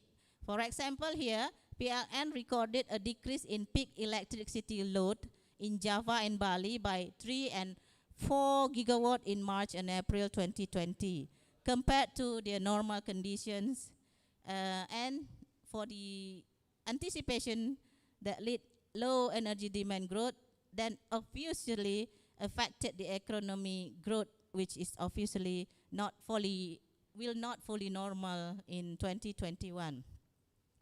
This also impacted the changing targets and plans additional renewable energy generating capacity in 2020 until 2029 as designed in the General Plan of Electricity Supply, or RUPTL for short.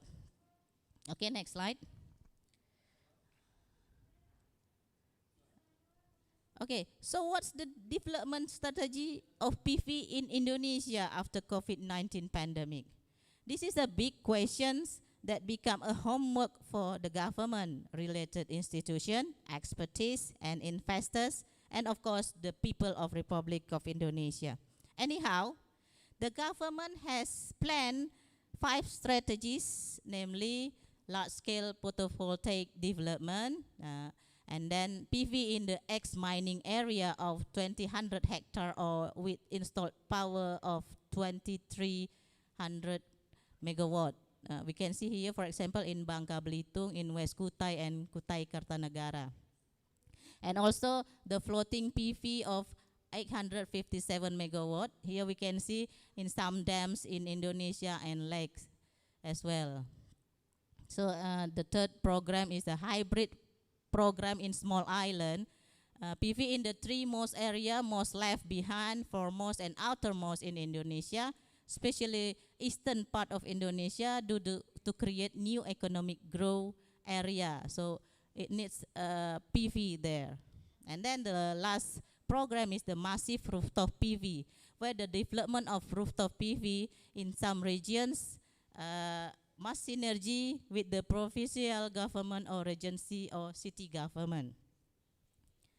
Okay, next. Yeah. For this page, actually, I meant to put something, but then I forgot, and then till now I forget. So it intentionally blank. So this is my contribution to support government to build the rooftop PV, but my contribution, I think, is nothing compared to other expertise. Yeah. It's still just like some papers here. Yeah. Okay, next. Okay, I think that's all for my presentation. Thank you. Yeah, thank you, Dr. Nelly.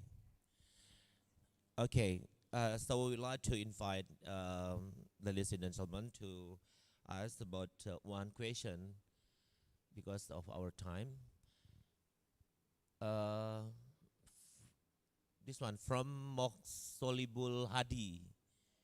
Okay, from Moksolibul Hadi, Dr. Nelly, from Universitas Negeri Malang.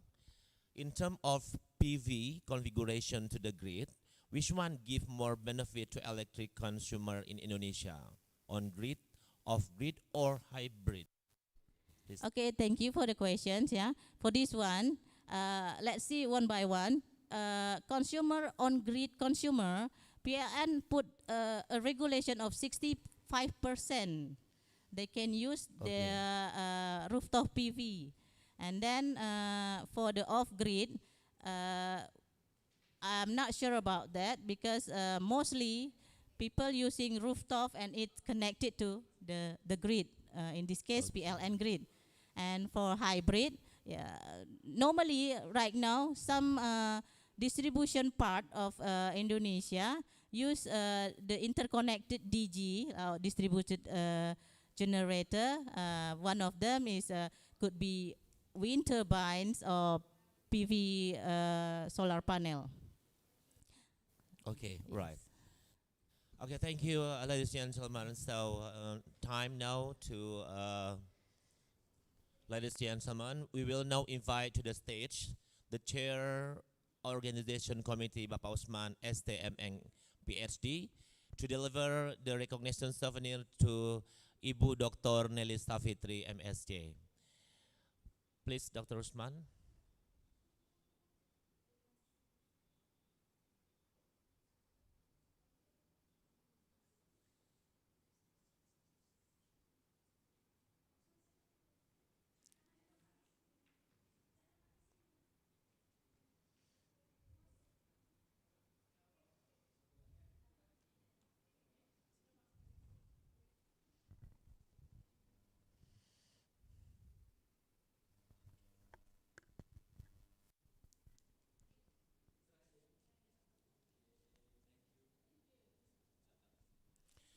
Yeah, we give applause to Pak Usman.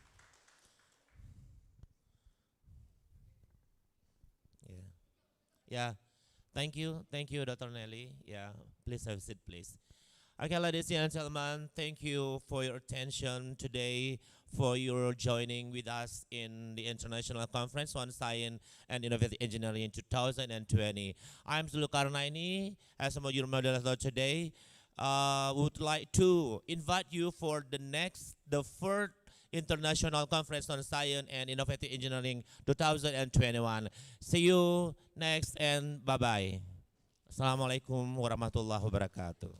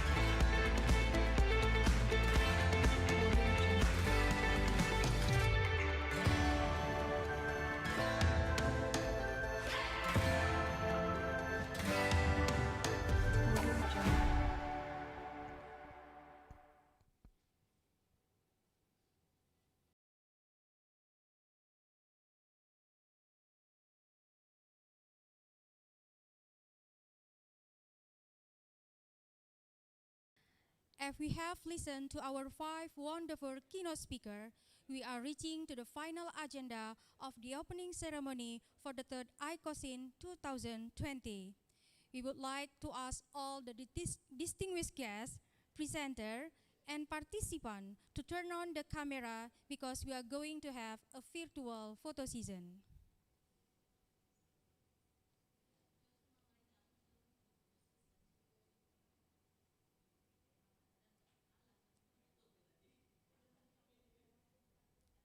Are you ready? Okay. 1, 2. Okay.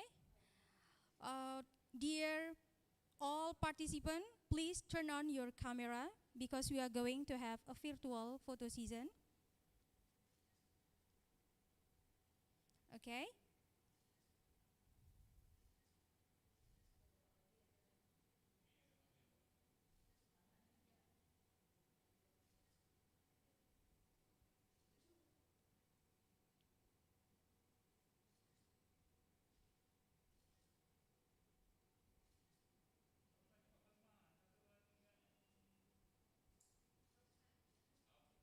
Okay, thank you very much, ladies and gentlemen.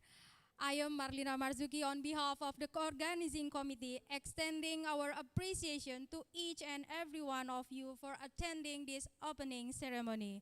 For those who joined the parallel season, please be noted that our season will be started at 1:30 p.m. We wish you an enjoyable and fruitful sharing season for the next 2 days. Assalamualaikum warahmatullahi wabarakatuh.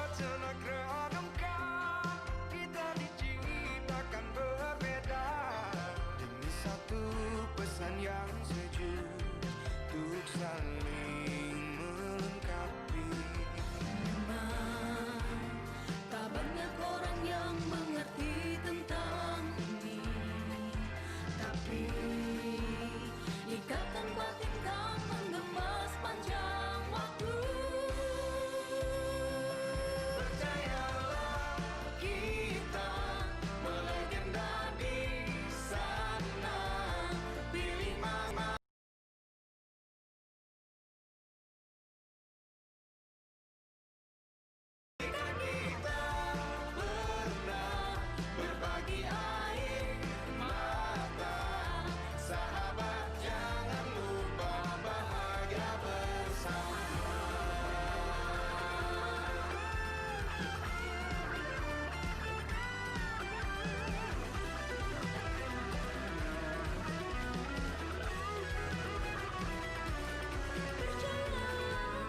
Kita berlegenda di sana. Pilih masa depan di warna mimpimu. Jika kita pernah berbagi air mata, sahabat jangan lupa bahagia bersama. Kita menyatukan semua mereka yang selalu ragukan dirimu. Jika kita pernah berbagi air mata, sahabat jangan lupa bahagia bersama. Pilih masa depanmu di warna mimpimu. Sahabat jangan lupa bahagia bersama. Vokasi berjaya.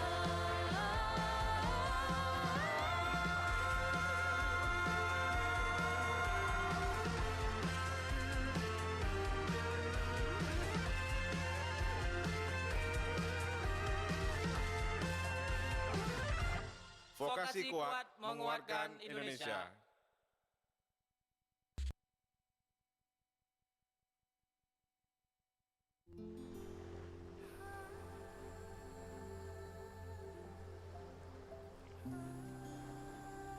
I want to tell you the best journey of my life.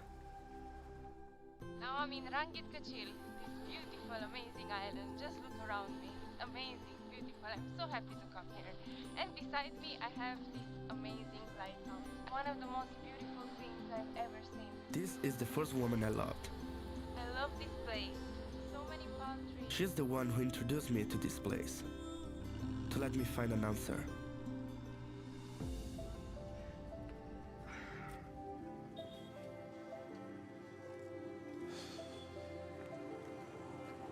I think this is the time to let the adventure begin.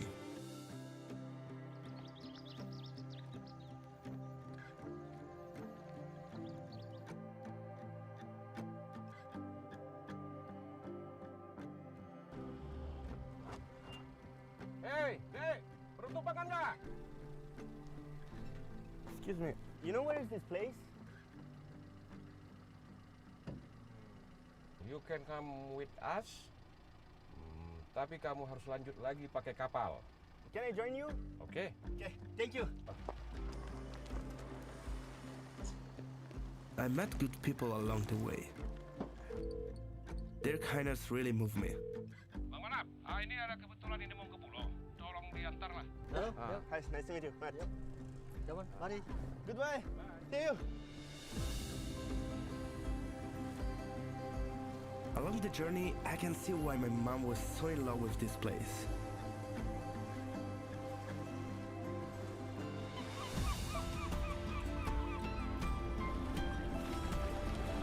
My whole sense awakened by this incredible nature. And the people who are sincere can be seen and felt. Ikan. Good. I learned that behind every graceful movement of this dance has a special meaning.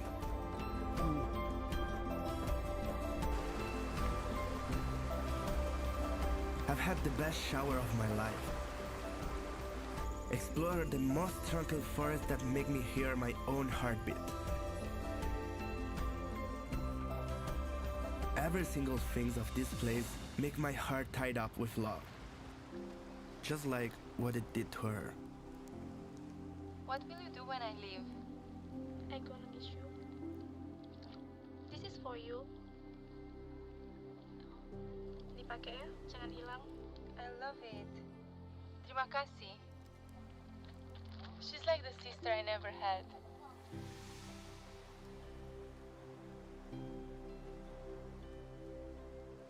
I understand the meaning of her words now. A journey is about connection, interaction, mutual respect. It's about each other. Not only about receiving, but also about giving. Now I need to find the connection. The woman that she always talked about. Ini yang kamu dapat dari mana? Oh, di sini. This one was given by my mother. Kamu sudah tepat datang kemari. Tujuan kamu ada beberapa kilo lagi dari sini. Kamu bisa jalan agak berapa kilo lagi ke pesisir, kamu akan jumpa dengan orang yang ngasih kalung ke mama kamu. Excuse me. You know where is this place? Lurus, belok kanan, situlah tempatnya. Oh, okay, thank you. This is the journey between me and my mom, to find another home.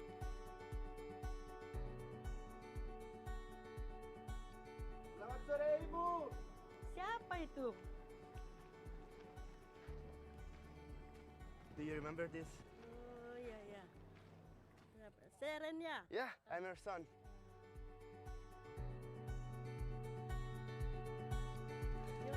Yeah, it's been so long. I've been traveling all around you. Under the starlight, we'll find our way, I know. This is what Aceh has given me. A beautiful place with clear blue water and a diamond bright sands. Where kindness and comfort always here for me. A place that I call home.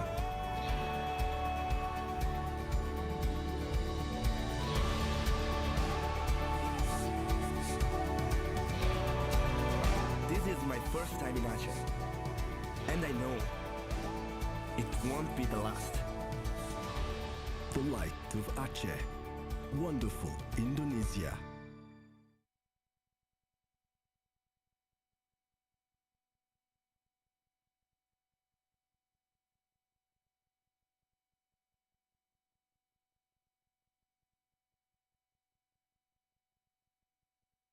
Have you heard this story about a beautiful place? A place that makes you feel restful.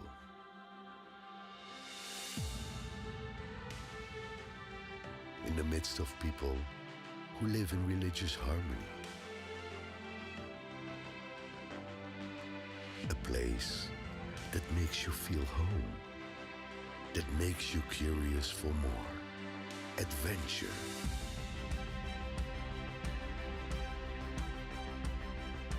Start your journey. Travel to the place where the story unfolds.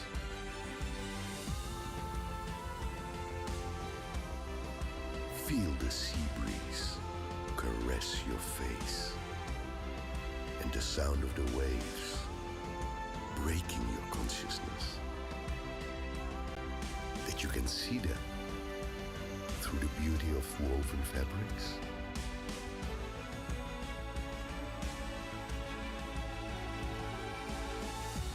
Or smell them through the scent of coffee that wafts in the air. If you've never heard it before, you may now find it intriguing. You may want to know every square inch of this place.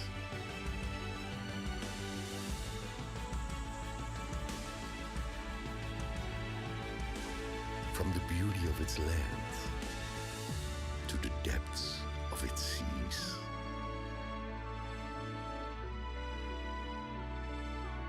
With an amazing biodiversity.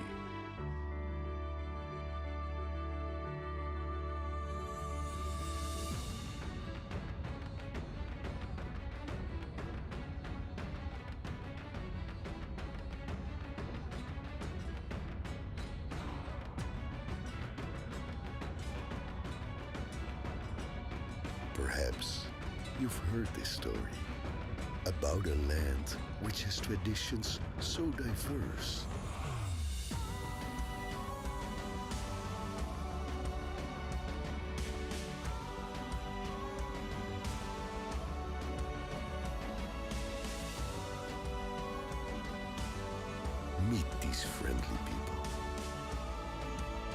who will welcome you with warmth. After all, welcoming guests is their tradition. The light of Aceh.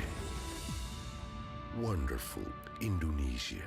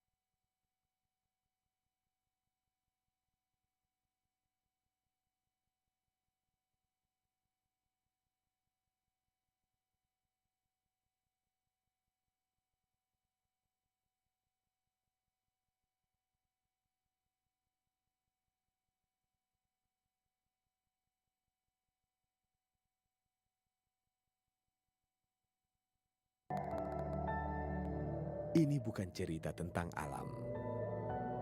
Bukan melulu soal pantai yang berpasir putih. Batu karang yang mencumbu tapak kaki. Bukan soal terumbu karang bawah laut yang menjadi rumah ikan warna-warni yang melenakan indera pandang. Bila ku berbicara tentang pulau kecil ini, aku berpikir soal pulang. Merasakan keakraban dan keramahan masyarakatnya seperti keluarga. Jelas, suara ini akan menjadi endemi rindu untuk aku kunjungi lagi di lain waktu.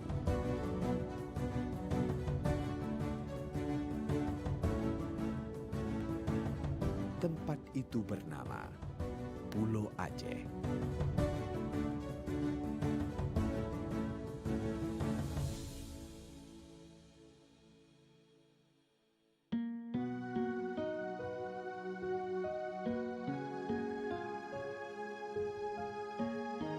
Pulau Aceh ibarat kampung halaman. Orang-orang di sini mudah menjadi sahabat.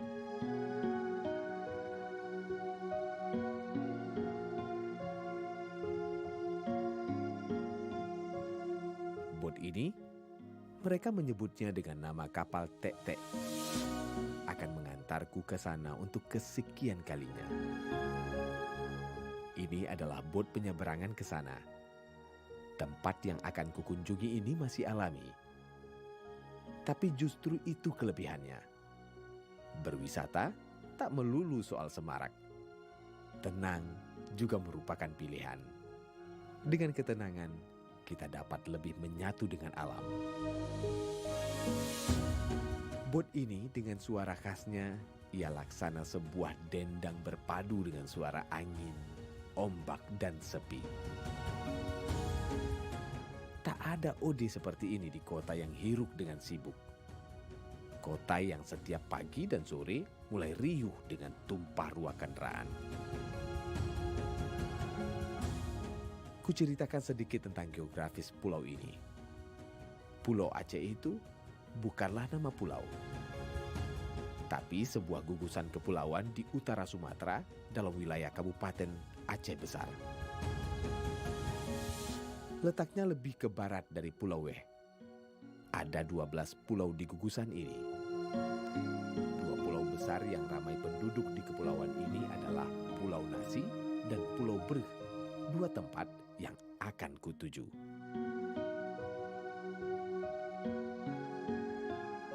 Inilah aktivitas di dermaga, sebagai wilayah pulau di mana akses bahan pokok hanya melalui satu jalur yaitu laut. Maka kegiatan utama di sini dominan dengan bongkar muat segala kebutuhan keseharian warga untuk diperjualbelikan di kios-kios kecil berkonstruksi kayu yang akan banyak kita jumpai nanti. Sebagai orang yang pertama kali menginjakan kaki di pulau ini, aku ingin sekali tahu dan sekaligus berbagi tentang bagaimana pulau ini sebenarnya. Bagaimana sejarah tentang pulau ini yang layak kita ketahui. Aku bertemu dengan camat Pulau Aceh, Pak Yusra, yang menceritakan sedikit tentang pulau ini. Dulu Pulau Aceh ini kan tunduk kecamatannya ke Pekanbadak. Tapi pada tahun 1984 dia udah lahir kecamatan Pulau Aceh. Jadi Pulau Aceh ini terdiri atas beberapa pulau besar dan kecil. Atas 12 pulau besar dan kecil, dan yang berpenduduk hanya 3 pulau. Yang jumlah penduduknya saat ini karena Pulau Aceh juga terkena tsunami. Di saat ini Pulau Aceh sekitar 5.000 penduduk. Kecamatan Meraksa yang dimaksud Pak Yusra adalah kecamatan di wilayah Banda Aceh yang bersisian dengan garis pantai terdekat dengan Pulau Aceh ini. Meraksa adalah sebuah wilayah penting karena pada dulunya wilayah Meraksa mendapat porsi administratif dalam pemerintahan dalam bentuk mukim. Tidak jauh dari lokasi bertemu Pak Yusra, aku juga berpapasan dengan Pak Mustafa yang dianggap masyarakat setempat sebagai tokoh kampung yang memiliki pengetahuan tentang sejarah pulau ini. Berbahasa Aceh, Pak Mustafa menceritakan banyak hal tentang Pulau Aceh. Dasar Pulau Melinggi ini adalah urung tamong cik gejak jemun. Hingga urung meraksa. Di awal-awal je gejak Melinggi ini lebih kon Pulau Aceh khusus mendum. Kon umum je Pulau Aceh. Khusus je Melinggi ini gejak urung meraksa. Sehingga gem kutai nenan luk kutai tadi di daerah Binai Bateh, nenan luk kutai sini gem kutai pun sehingga tu punya hakakun kaman kucu sini mana je sehingga urung itu kon urung tetap wong lagi. Urung tamong si dasar. Bateh tun depan putun home jadi urung merata aja. Na kuburan urung awal-awal na Jamali, na kuburan sini urung keramat je kena. Jamali yang termasuk urung pertama kali yang dia kena Pulau Aceh, kena ini. Masyarakat di sini mencari nafkah dengan menjadi nelayan. Sebagian lain menambah penghasilan dengan bersawah, menanam cengkeh, cabai, dan lain sebagainya.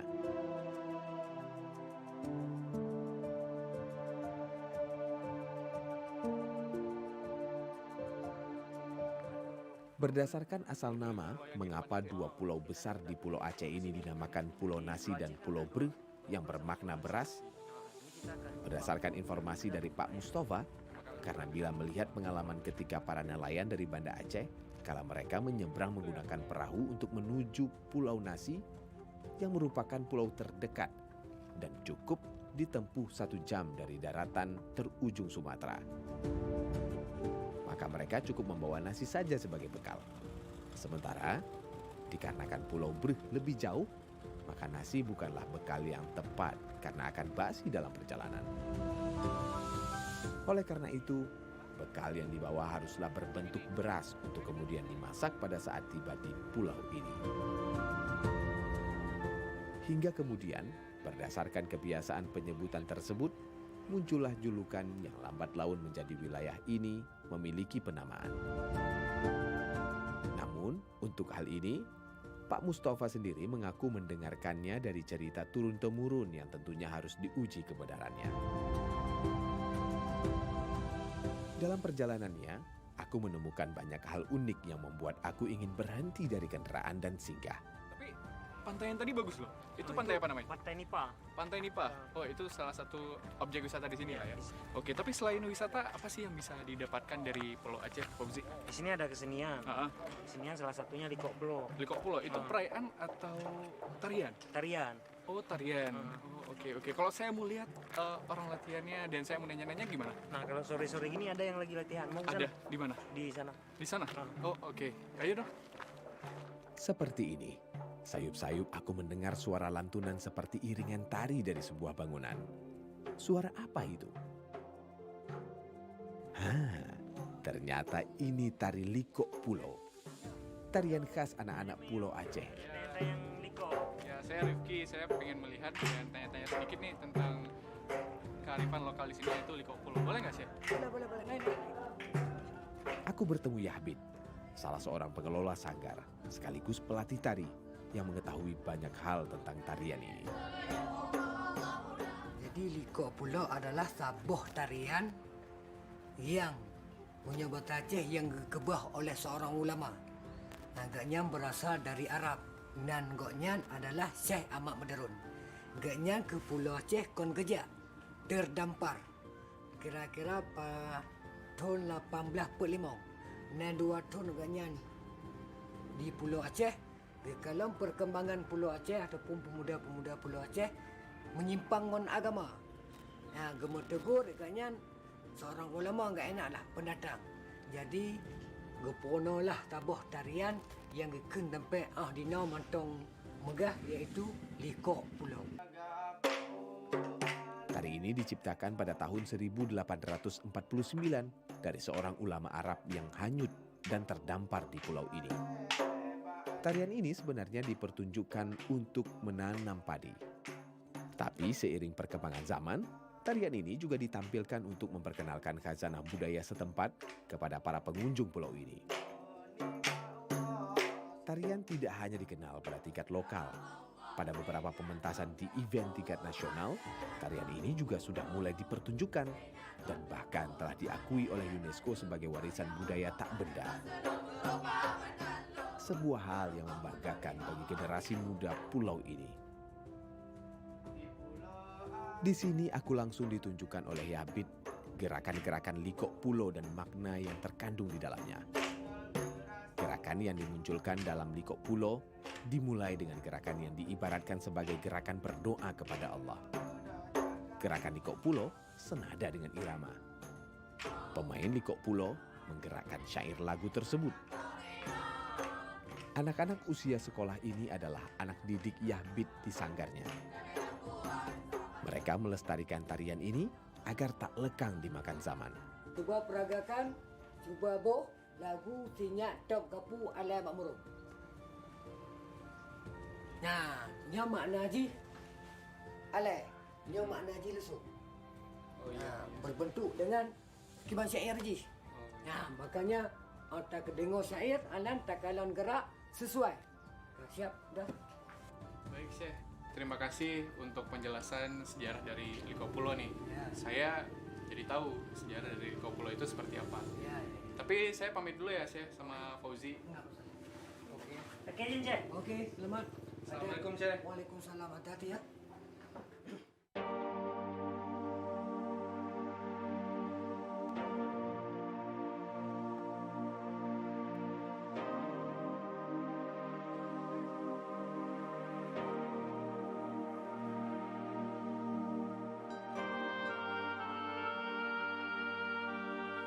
Pemandangan di sini bagus-bagus ya, Ji ya. Tapi ada satu lagi yang lebih bagus nih. Oh, iya? Tempat bersejarah ke ini mercusuar William Torrent. Ini kita mau ke sana. Nah, habis dari sini kita ke sana nih. Boleh kita langsung ke sana kayaknya.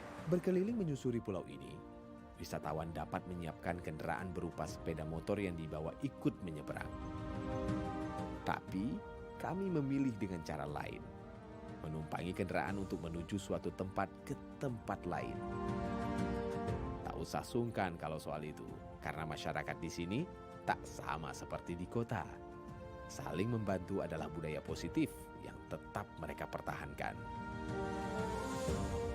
Pembicaraan kami di pickup ini membawa kami untuk menuju William Torrent, sebuah menara mercusuar yang bernilai sejarah di pulau ini.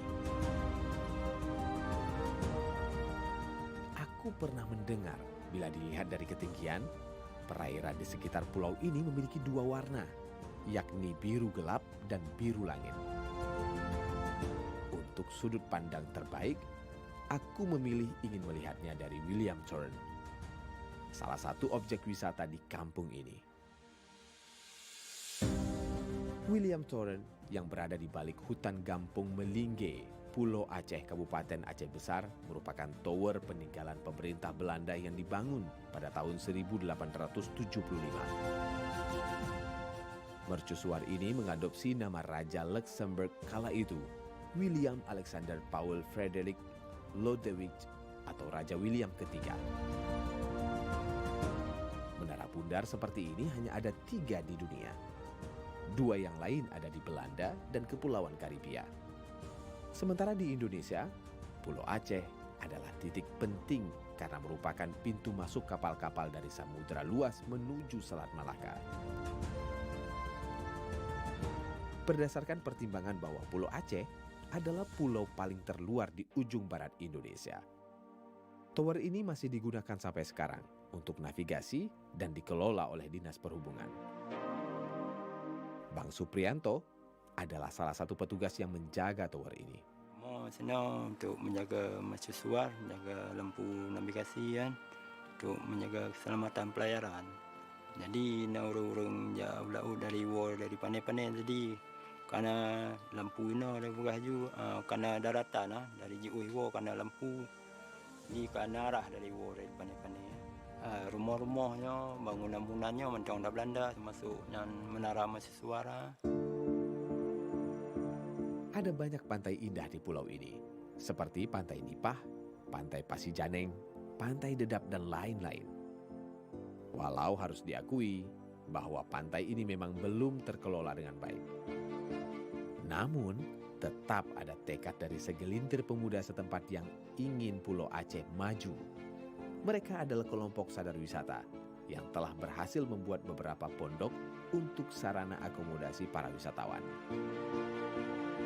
Jika wilayah itu masih alami dan memiliki adat dan kearifan lokal yang kuat, maka hal tersebutlah yang akan menjadi salah satu daya tariknya. Itulah kekuatan Pulau Aceh. Hal itu disampaikan oleh Cut Lim sebagai ketua kelompok ekowisata di Pulau Aceh. Kita dari LEPA, pertama kita punya inisiatif. Kita lihat tamu-tamu yang datang ingin ke Pulau Aceh, jadi kita lihat tidak ada yang mengelola. Di tamu sembarangan datang kemana dia suka.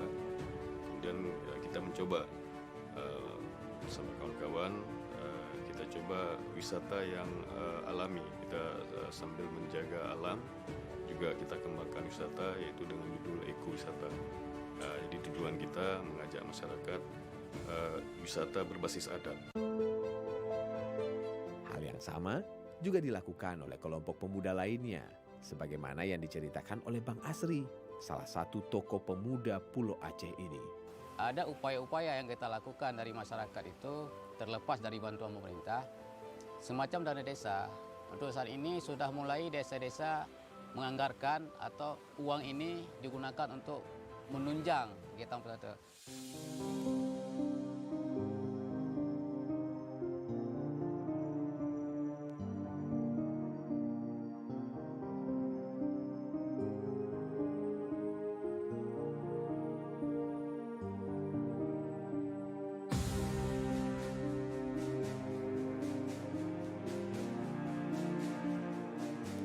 Sudah pagi di Pulau Aceh.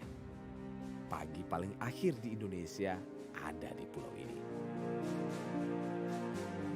Matahari bersinar cerah di pulau tropis ini. Bunyi dahan pohon yang saling bergesekan satu sama lain membuat suasana pagi ini lebih semarak. Secara senyum anak-anak pulau menyambut hari dengan bersekolah. Anak-anak di Pulau Aceh adalah anak-anak yang tangguh.